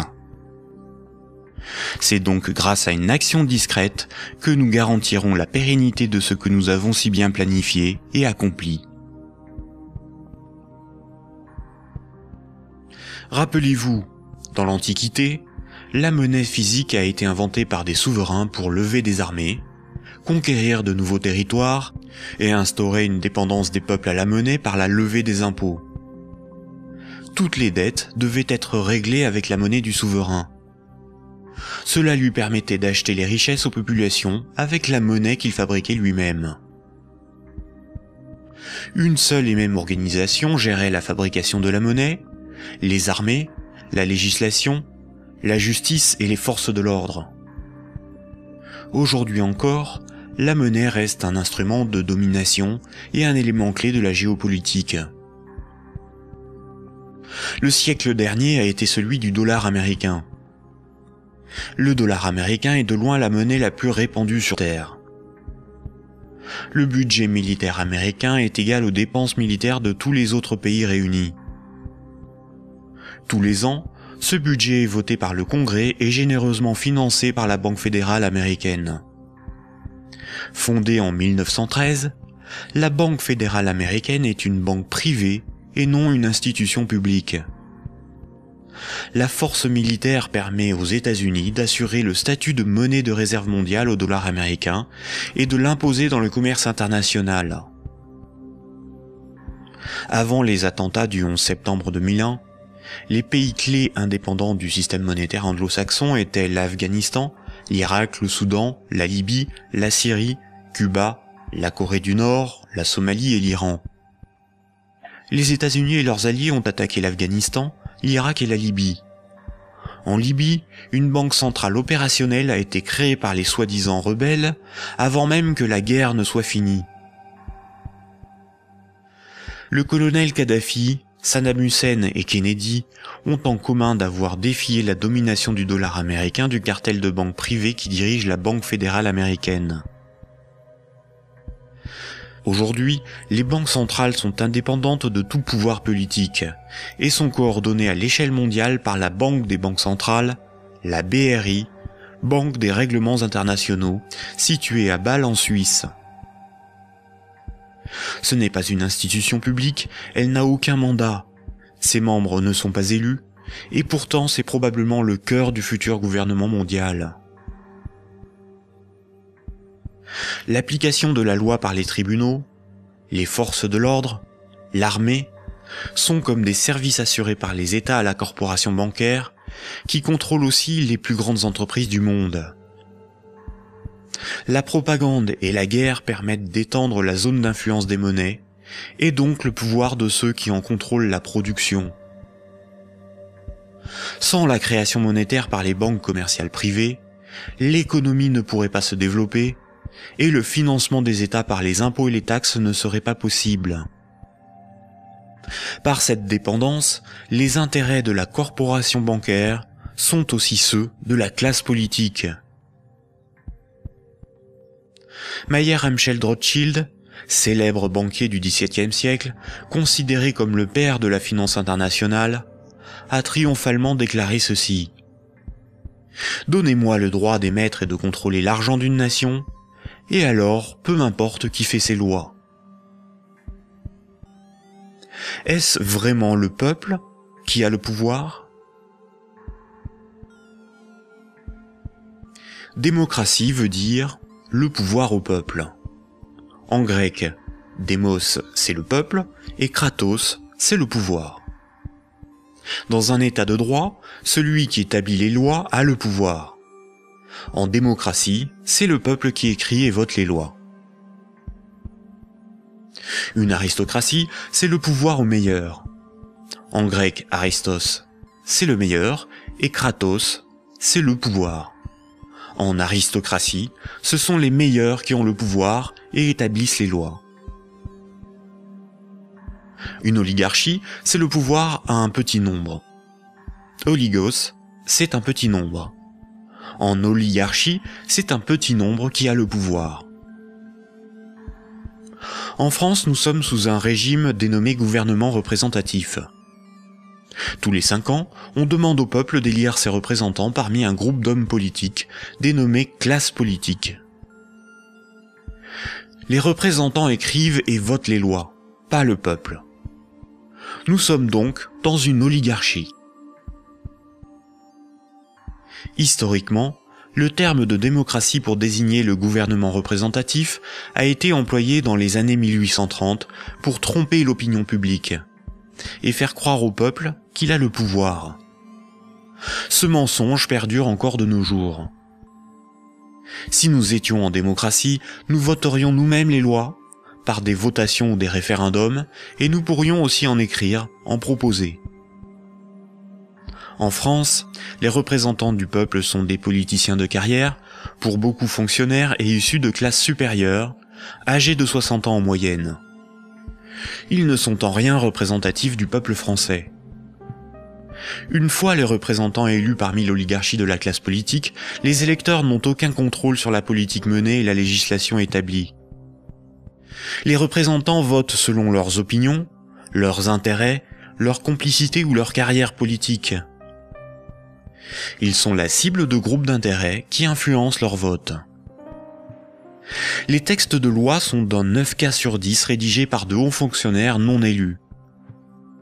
Donner le pouvoir à un groupe d'hommes issus d'une oligarchie, ce n'est pas avoir le pouvoir, c'est désigner ses maîtres. Les partis politiques, apparus dans les années 1840, étaient un moyen de canaliser l'insatisfaction des électeurs dans des oppositions et des conflits sans conséquences. Car si les lois étaient votées par le peuple, ce qui définit la démocratie, il n'y aurait pas de manifestations, pas de grèves, pas de mécontentement ou de troubles sociaux. Le peuple serait souverain. Durant la Révolution, les riches avaient bien plus à perdre que les pauvres.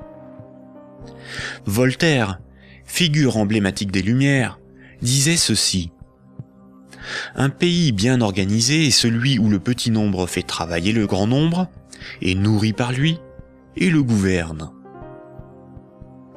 Si le pouvoir était donné au peuple, il aurait défendu ses intérêts propres au détriment de la minorité des riches, des notables et des banquiers. Écoutons le philosophe Alain Badiou parler de la démocratie actuelle. Voyez-vous, Alain Badiou, c'est ce que nous avons trouvé de moins mauvais pour choisir nos dirigeants. Oh, la théorie du moins mauvais, ça, vous savez, la théorie du moins mauvais ne peut pas impressionner le philosophe que je suis. Elle a beaucoup servi pour justifier le pire, le moins pire par rapport au plus pire, par exemple. C'est Churchill qui a inventé cette histoire, qui a consisté à dire que la démocratie, c'était le pire de tous les régimes, à l'exception de tous les autres. Il avait raison? Eh ben non, il n'avait pas forcément raison. Pourquoi aurait-il eu raison? Parce que il se peut que le meilleur régime politique soit à venir, qu'il dépende d'une invention de l'humanité. Après tout, vous savez, pendant des millénaires, ce à quoi nous assistions, c'était à des théocraties, à des régimes extraordinairement tyranniques et oppressifs. Ils ont duré bien plus longtemps que votre démocratie, bien plus longtemps. Donc cette démocratie, c'est peut-être tout simplement une sorte de petit intervalle dans l'histoire. Surtout que elle ne marche que là où le capitalisme est déchaîné. Ça, c'est un fait.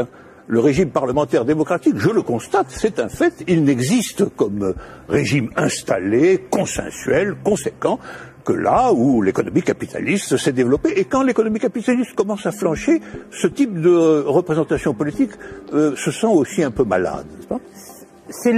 C'est là où on en vient au cœur de votre pensée. Un tout petit moment d'explication. Vous êtes, Alain Badiou, un de ceux qui avaient revendiqué le mot communisme, alors même que les régimes communistes ou étiquetés communistes étaient effondrés. Vous aspirez à un régime politique qui serait placé sous le signe de l'égalité. Tout votre livre, toute la République de Platon, tourne autour de cette idée. La cité idéale, c'est la cité de l'égalité, la cité de l'idée juste, donc du communisme. Et quand vous nous dites, pour moi, le capitalisme, c'est l'équivalent de la démocratie, là est la racine de votre rejet de la démocratie, je ne vous trahis pas. De cette démocratie-là, parce que je n'accepterai pas de dire que je rejette la démocratie. Vous avez parlé tout à l'heure d'une illusion démocratique, mais la démocratie que nous connaissons aujourd'hui, c'est elle qui est l'illusion démocratique. Parce que personne, dans le débat politique français ou étranger, dans les pays démocratiques, ne veut abolir le capitalisme. C'est ça le sujet. C'est pas exactement ça. C'est un petit peu plus précis. C'est parce que les différents gestionnaires possibles de notre société sont des gens qui, de toute façon, admettent pour l'essentiel l'ordre établi. Ça, il faut en convenir. D'ailleurs, s'ils n'admettaient pas les uns et les autres l'ordre établi, ils n'accepteraient pas de se succéder comme ils le font. Il faut bien que tel candidat ne soit pas extraordinairement différent de tel autre pour qu'il puisse alterner le mouvement des affaires restant à peu près le même, après tout. Donc il y a un consensus fondamental qui fonde ce que vous appelez, vous, la démocratie, qui est une démocratie tout à fait normée, tout à fait particulière, et qui repose sur des acceptations fondamentales premières. Voilà. Et donc je soutiens que nous ne vivons pas du tout dans la démocratie. Nous vivons en réalité en oligarchie. Voilà. Nous sommes dominés par une oligarchie financière, politique et médiatique. Tout le monde le sait d'ailleurs. Tout le monde voit parfaitement qu'il faut absolument maintenir ce système pour maintenir le système politique lui-même. Qui gouverne dans la cité juste, dans la cité idéale? Eh bien, qui gouverne normalement dans la cité juste, dans la cité idéale, c'est précisément tout le monde. C'est la démocratie véritable. C'est-à-dire qu'il n'y a pas d'État séparé de l'ensemble des gens. Voilà. C'est ça la cité idéale. La cité idéale, c'est la grande idée communiste de Marx lui-même, qui est un peu oubliée, mais que je voudrais rappeler. C'est le dépérissement de l'État. C'est l'idée que l'existence d'une machine d'État oppressive, séparée, qui doit être perpétuellement validée par des élections, etc., c'est une affaire vieillie, c'est une affaire qu'il faut dépasser absolument, au nom de ce que Marx lui-même appelait un régime d'association. La capacité, pour tout le monde, de s'occuper de ses propres affaires. Ce qui est intéressant, et c'est là où, quand vous parliez de l'idée de Marx et de l'idée de l'association, vous êtes un fervent admirateur de ce qu'on a appelé les révolutions arabes, fervent admirateur également de ce qu'on a appelé le mouvement des indignés. Et ce qui est très intéressant, c'est que votre critique sur les révolutions arabes commence au moment où elle se transforme en processus démocratique électoral avec des élections. Oh ben c'est pas ma critique à moi, c'est d'abord la critique de tous ceux qui ont participé au mouvement dans les pays arabes. Ils ont été légèrement surpris et déconcertés par le résultat des élections. Mais le principe même des élections... Comme moi je l'ai été en mai 68. Eux aussi ils disent élections piège à con maintenant, maintenant qu'ils ont les partis islamistes dits modérés sur le dos. C'est comme si, après une révolution, une tempête révolutionnaire démocratique extraordinaire, on vous présentait un massif parti démocrate chrétien comme le vainqueur des élections. Ben vous seriez un peu étonné tout de même. C'est bien la preuve qu'il y a deux sens du mot démocratie qui ne sont pas du tout homogènes. Sauf que la revendication, Alain Badiou, la revendication du peuple contre les dictateurs, c'était de pouvoir voter. Bon, ça c'est la revendication du peuple contre les dictateurs, c'était que les dictateurs s'en aillent. Mais c'était leur revendication unanime. Sur la question du vote, il y a eu d'innombrables débats. Comment, quand, dans quelles conditions? Ces débats ont souvent été tranchés par des autorités extérieures au mouvement populaire lui-même. En Égypte, par exemple, ils ont été largement tranchés par l'armée. Autant dire par ce qui restait du régime d'avant. Parce que la révolution a été volée par l'armée. Mais les Tunisiens, par exemple... Le gouvernement représentatif, en ne donnant aucun pouvoir aux pauvres, aux ouvriers et aux paysans, garantit la protection des intérêts des plus puissants et des plus riches. Aujourd'hui encore, le citoyen n'est qu'un électeur, un emprunteur et un consommateur. Il est informé par des médias inféodés aux grands groupes financiers et industriels dont ils sont pour la plupart la propriété. Le vote des lois par les citoyens, le référendum d'initiative populaire, ou la mise en place d'un parlement tiré au sort dans la population comme le sont les jurys populaires, qui sont des évolutions démocratiques élémentaires, sont systématiquement dénigrés dans les médias. L'Union européenne est une organisation soutenue à l'origine par les élites américaines pour éviter l'apparition d'une puissance concurrente en Europe de l'Ouest.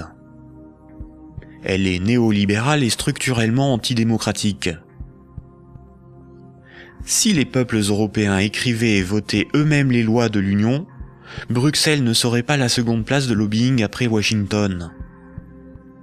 L'Union européenne est le royaume de Goldman Sachs et de la haute finance, dont les hommes se retrouvent à la tête de nombreuses institutions et même de certains États. Et nombreuses sont les carrières politiques se prolongeant dans le privé, au service des lobbies ou dans les grandes entreprises. Ce que nous appelons des euros, ce qui est sur notre compte en banque, ce ne sont pas des euros, mais une dette en euros. Ce que nous appelons crédit, prêt ou emprunt, ce n'est qu'une création de monnaie temporaire. Ce que nous appelons démocratie n'est pas une démocratie, mais une oligarchie. Ce que nous appelons un citoyen n'est rien d'autre qu'un électeur.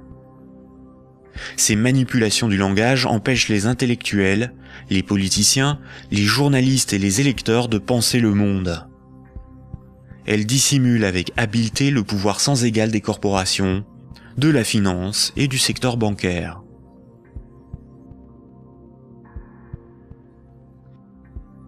Aujourd'hui, la planète n'est plus capable de se régénérer. L'humanité tout entière est en train de se confronter aux limites de la Terre elle-même et manque de ressources naturelles. Toute croissance économique nécessite beaucoup de matières premières et d'énergie. Or, les ressources de la planète sont limitées. Certaines organisations militent pour qu'une nouvelle approche économique et sociale émerge, pour que nous soyons respectueux de notre environnement et sortons d'une logique de compétition, de surconsommation et de conflit. Certains font la promotion de la décroissance. La décroissance permettrait l'équilibre de l'activité humaine et les ressources de la planète. Mais la décroissance sous-entend une réduction permanente de la demande de crédit, donc une contraction de la masse monétaire qui déboucherait rapidement sur une crise économique majeure. En réalité, les nations sont les esclaves de l'impérieuse nécessité d'une dette perpétuelle pour disposer de monnaie, donc d'une croissance soutenue, impliquant une consommation en progression constante. S'il n'y a plus d'anticipation de revenus futurs, il n'y a plus de crédit, donc la monnaie disparaît, l'État ne peut plus fonctionner et l'économie s'arrête.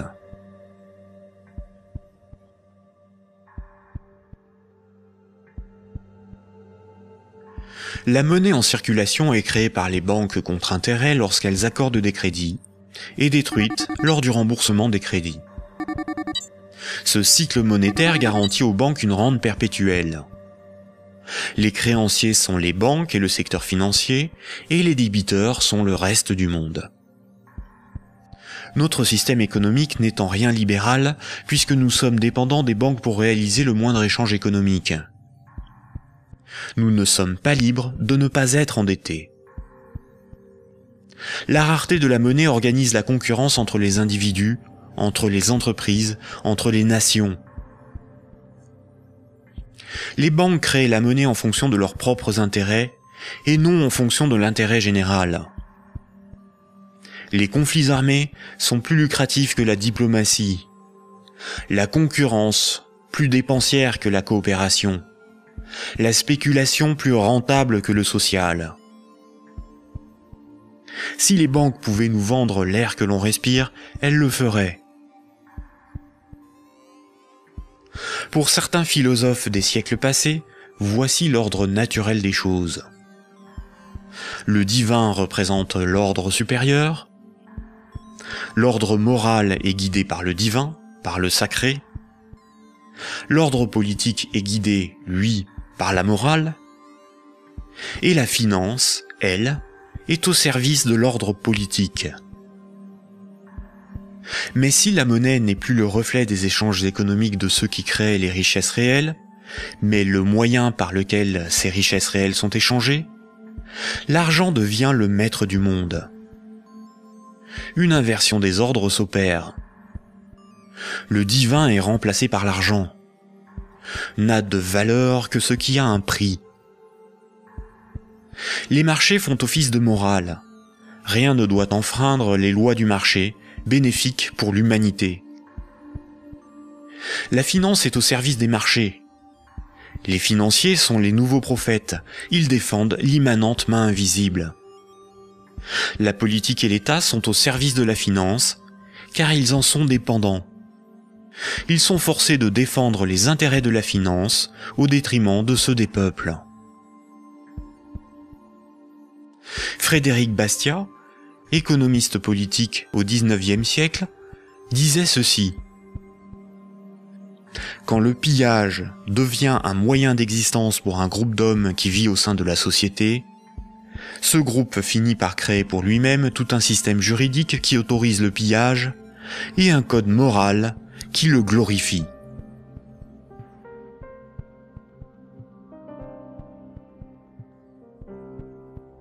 Récapitulons. Voici les points importants qu'il faut retenir. Avant l'invention de la monnaie, les systèmes de comptabilité des dettes permettaient aux hommes d'échanger librement des biens et des services. Il était simplement noté ce qui était donné ou les services rendus, à qui et quand, de sorte à s'assurer que chacun donnait autant qu'il recevait. Les hommes se faisaient confiance, c'est ce qui leur permettait de se faire crédit. C'est environ 700 ans avant Jésus-Christ que la monnaie a été créée comme un outil de domination au service de souverains ou d'États. Le souverain payait ses soldats avec une monnaie qu'il fabriquait lui-même. Les soldats forçaient les paysans à accepter cette monnaie comme paiement. Le souverain s'assurait que personne d'autre ne produisait cette monnaie. Les faux monnayeurs étaient sévèrement punis. Le souverain levait ensuite un impôt dans sa propre monnaie. Les paysans étaient donc obligés de se procurer de la monnaie du souverain pour payer leurs impôts et éviter de finir esclaves, emprisonnés ou pendus. La monnaie permettait donc au souverain de payer son armée, de maintenir l'ordre par la violence et d'extorquer des biens et services à ses sujets. Dès lors, le terme de dette a été progressivement dévoyé. On disait que ceux qui ne payaient pas leurs impôts avaient une dette envers le souverain. C'est faux. Pour qu'un sujet ait une dette envers le souverain, il aurait fallu que le souverain lui ait d'abord donné quelque chose de valeur. Or, le souverain exigeait avec violence et sans contrepartie de la monnaie qu'il était le seul à fabriquer. Le mythe de la monnaie remplaçant le troc masque le fait que celui qui a le pouvoir de créer la monnaie peut s'approprier le travail d'autrui sans contrepartie. De nos jours, les institutions qui créent la monnaie sont les banques commerciales privées dont le but est le profit. Elles créent la monnaie lorsqu'elles accordent des crédits, et elles détruisent la monnaie lorsque les emprunteurs remboursent leurs crédits. En fonction de leur bilan, les banques créent aussi de la monnaie à partir de rien pour leurs propres dépenses. Quand, par exemple, on demande du pain à quelqu'un, il est bien normal de le lui rendre plus tard. On a une dette envers cette personne. C'est la morale qui nous dicte ce comportement, à juste titre. Mais quand une banque fait crédit, elle ne prête pas l'argent qu'elle possède. Elle le crée à partir de rien. Quand un emprunteur est endetté vis-à-vis d'une banque, la banque ne lui a rien donné. Elle exige pourtant qu'on lui rende quelque chose qu'elle ne possédait pas avant d'accorder le crédit, majoré d'un intérêt pour le service rendu. C'est parce que la loi protège ce privilège qu'elles peuvent contraindre les emprunteurs à rembourser leur crédit, quitte à saisir leurs biens et à les envoyer en prison. Il s'agit là d'un rapport de force. Les soi-disant dettes issues des crédits bancaires sont un moyen par lequel les banques extorquent une partie de notre travail contre une création de monnaie temporaire. En associant la notion de dette avec le crédit bancaire, cette pratique a été moralisée et donc normalisée. La monnaie centrale donne l'illusion que c'est l'État qui crée la monnaie. Or, la monnaie centrale est fabriquée à la demande des banques commerciales privées lorsque des actifs détenus par celles-ci sont monétisés par la banque centrale. En réalité, ce sont bien les banques commerciales privées qui fabriquent et louent la monnaie que nous utilisons tous au quotidien. La monnaie en circulation est créée par le crédit bancaire, puis détruite lors du remboursement des crédits. De ce fait, si tout le monde remboursait ses dettes, il n'y aurait plus de monnaie en circulation, tous les comptes en banque seraient vides, et les billets et pièces de monnaie disparaîtraient. La création monétaire par le crédit et la destruction monétaire lors du remboursement des crédits déterminent une masse monétaire. La variation de la masse monétaire est similaire aux variations de la population d'un pays en fonction des naissances et des décès. Quand la masse monétaire diminue parce qu'il n'y a pas assez de crédits accordés par les banques commerciales privées, il y a moins d'argent en circulation dans l'économie, car la monnaie est détruite par le remboursement des crédits en cours. Chômage, pauvreté, précarité, faillite d'entreprises et endettement des États se développent rapidement. Dans un tel système, la croissance est vitale pour l'économie. Les entreprises, les particuliers et les États s'endettent auprès du système bancaire pour assurer une augmentation constante et exponentielle de la masse monétaire. S'ils n'empruntent plus, ou que les banques n'accordent plus de crédit, comme c'est le cas depuis la crise financière de 2008, la monnaie disparaît à cause de la destruction monétaire et une grave crise économique survient rapidement. Sans dette, il n'y a pas de monnaie. Sans monnaie, il n'y a pas d'économie, les nations ne peuvent pas s'échanger ce qu'elles produisent. Donc sans dette, il n'y a pas d'économie. Ce système oblige l'ensemble de la société, des États, des nations, à être perpétuellement endettés et donc à enrichir les banquiers et la finance simplement pour disposer de monnaie pour leurs échanges économiques.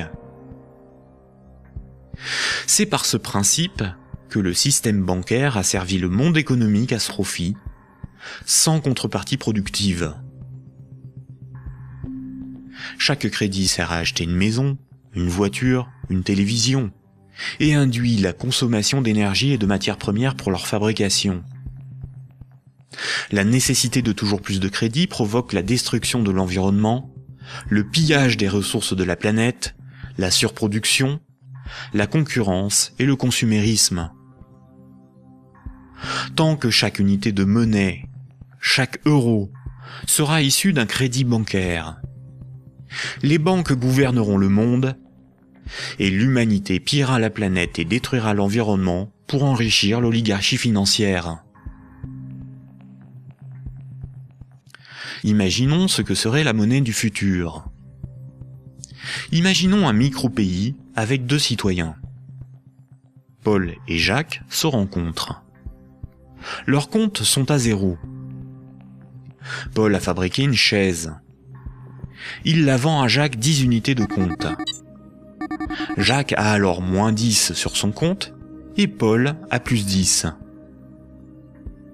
Paul peut convertir 5 unités de compte en monnaie manuelle, en billets de banque.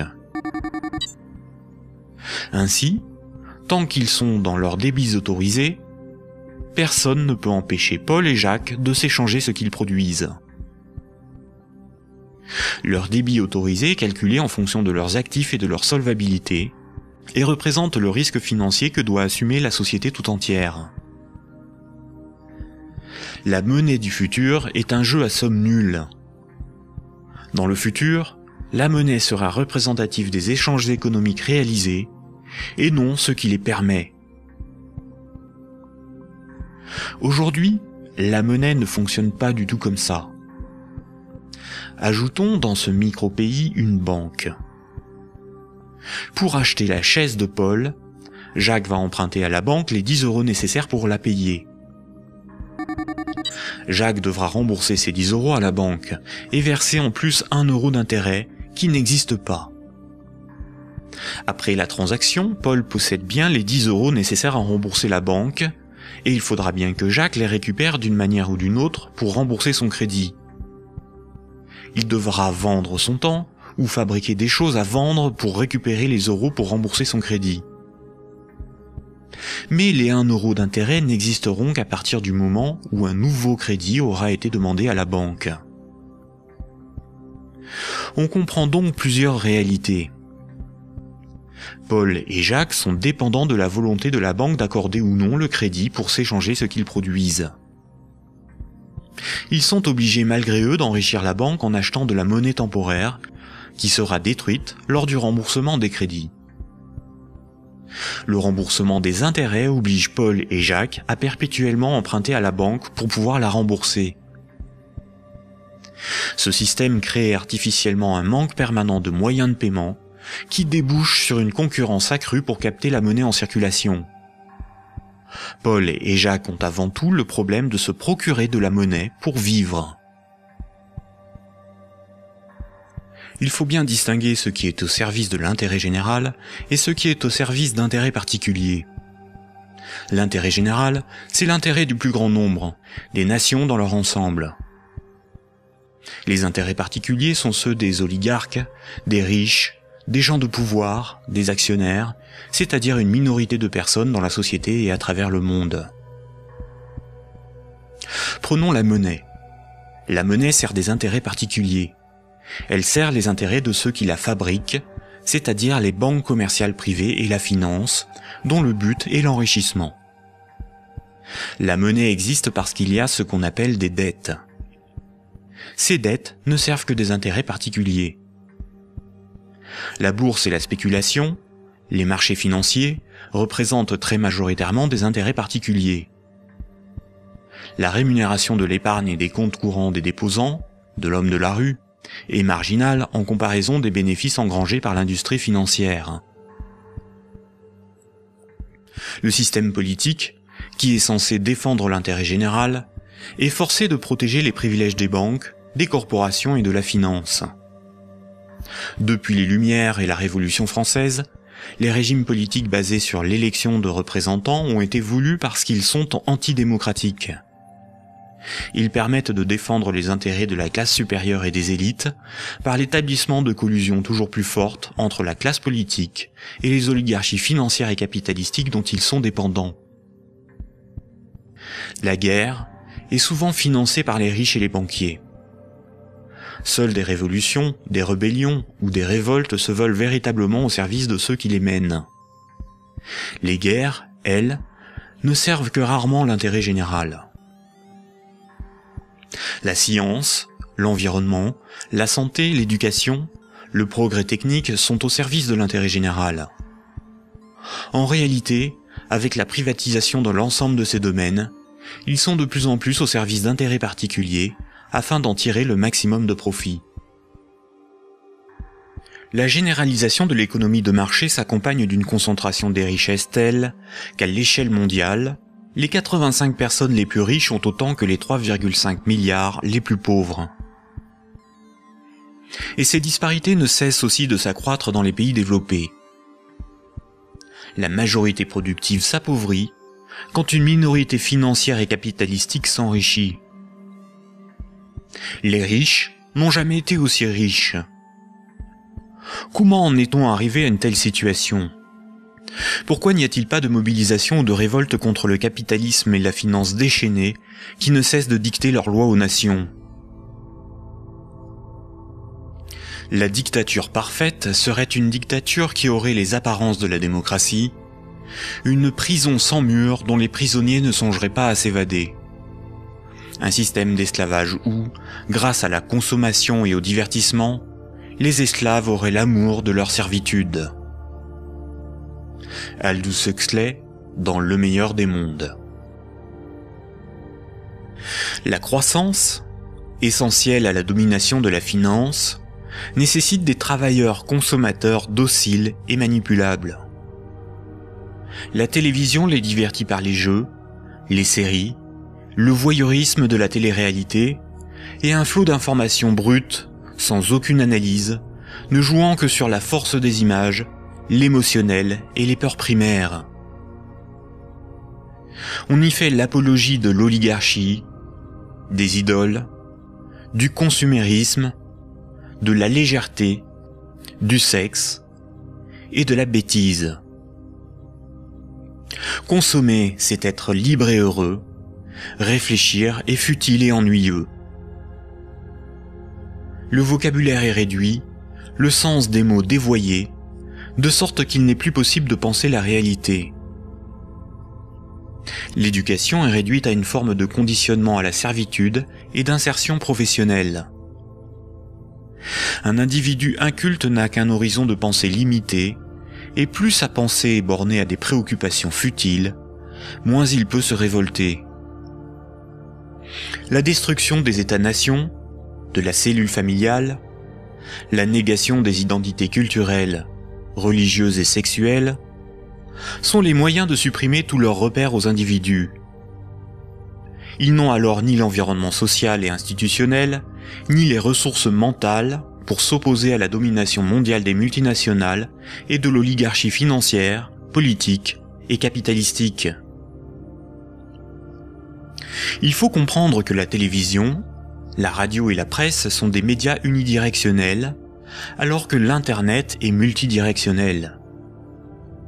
Les médias unidirectionnels sont maîtrisés par un petit nombre de personnes soigneusement sélectionnées par les oligarchies politiques et financières pour délivrer des programmes servant leurs intérêts. L'opinion du citoyen est ainsi formatée, maîtrisée, contrôlée. À l'inverse, sur l'Internet, tous les intellectuels, philosophes et journalistes peuvent s'exprimer, partager leurs analyses, et le citoyen peut librement choisir ses sources d'information, partager ses opinions et en débattre.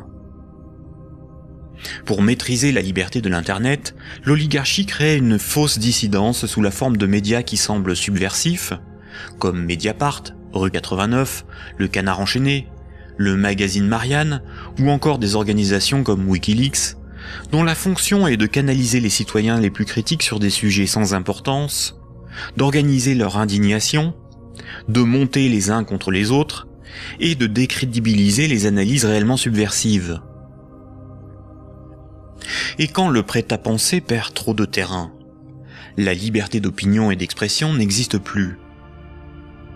L'Internet tout entier est diabolisé au nom de la démocratie, de la République, ou encore de la lutte contre un terrorisme fictif ou fabriqué. Les grands médias qualifient de racistes, de terroristes, de fascistes, de xénophobes, d'antisémites, de négationnistes, de conspirationnistes ceux qui analysent les faits, critiquent le système et tentent d'en exposer les fondements. Ces grossiers amalgames visent à empêcher le public d'écouter leurs discours, d'étudier leurs arguments et de débattre de leurs idées. Tout comme ce sont les banques qui décident ce qui doit être financé en fonction de leurs intérêts, dans les médias dominants, c'est l'oligarchie qui décide l'information qui doit être diffusée en fonction là aussi de ses propres intérêts. Le contrôle du vecteur soit de la richesse, c'est-à-dire la monnaie, soit de la connaissance et des idées, c'est-à-dire les médias, soit encore du système législatif, c'est-à-dire le gouvernement représentatif non démocratique, sont les instruments de la domination des oligarchies. Dès lors, il ne faut pas tomber dans la provocation, l'extrémisme ou la violence. La violence et la provocation sont ce que le système attend pour justifier la censure, le contrôle d'Internet et la mise en place d'un État policier. Il ne faut pas non plus dépenser son énergie sur des détails. Il faut au contraire remettre en cause les fondamentaux sur lesquels repose ce système de domination.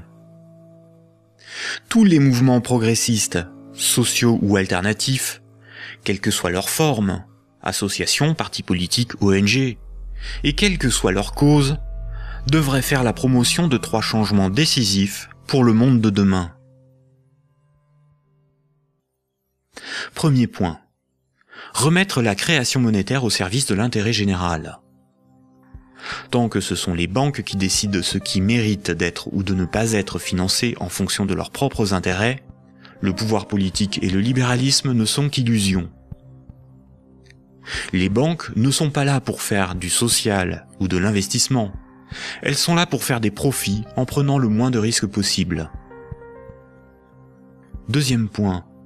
La création monétaire par le crédit à intérêt et la destruction monétaire lors du remboursement des crédits forment un système pyramidal obligeant l'humanité à détruire la planète pour le seul profit de la finance. Nous devons mettre en place un système monétaire permettant d'adapter notre niveau de vie aux ressources de la planète et garantir ainsi un environnement viable aux générations futures. Troisième point, instaurer un système politique réellement démocratique. Seule une véritable démocratie permettra de garantir que les 2 premiers points sont durablement défendus. Contrairement à ce que les élites veulent nous faire croire, des peuples éclairés sont tout à fait à même d'établir une politique qui défend leurs propres intérêts et les intérêts des générations futures. Ces trois points sont intimement liés. Sans une monnaie réellement publique, le lobby bancaire aura toujours la capacité de faire plier les gouvernements et changer les institutions.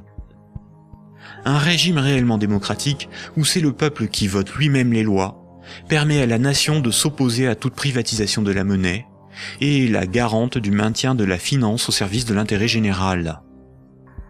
Une création monétaire publique et l'instauration d'une véritable démocratie sont indissociables, car l'un est le garant de l'autre.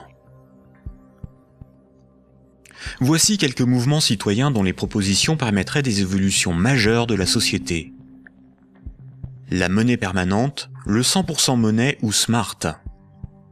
La monnaie permanente s'oppose à la monnaie d'endettement. Elle remplace la création monétaire privée. Elle permettrait la mise en place d'une politique réellement écologique et sociale. Accompagnée d'une véritable démocratie, elle rend leur souveraineté monétaire aux nations. Les systèmes d'échange locaux. Les CEL sont similaires au système de comptabilité des dettes sans monnaie de l'Antiquité. Ils sont totalement indépendants de l'euro, contrairement aux monnaies locales ou complémentaires. Si une monnaie locale ou complémentaire est créée en échange d'euros donnés à l'organisation qui les gère, elle ne provoque qu'un protectionnisme marchand à petite échelle. Le revenu de base est le dividende universel. Tout en bouleversant les rapports sociaux, il impose de repenser la notion de travail, de justice, et induit une refonte du système monétaire pour être appliqué à grande échelle. Le tirage au sort. Un parlement non élu, mais tiré au sort dans la population est un système par nature démocratique, incorruptible et parfaitement représentatif. Il s'inspire de la démocratie athénienne et des jurys populaires, évite les dérives électoralistes et institue l'impuissance des lobbies. La démocratie directe. Il s'agit de faire voter les lois par référendum. La Suisse, par exemple, par ses votations et son référendum d'initiative populaire contraignant, est très proche d'une démocratie directe. À nous de sensibiliser nos proches, nos concitoyens, nos décideurs, nos élites, sur les fondements du monde d'aujourd'hui, et de faire la promotion de ces alternatives économiques, financières et politiques essentielles au monde de demain.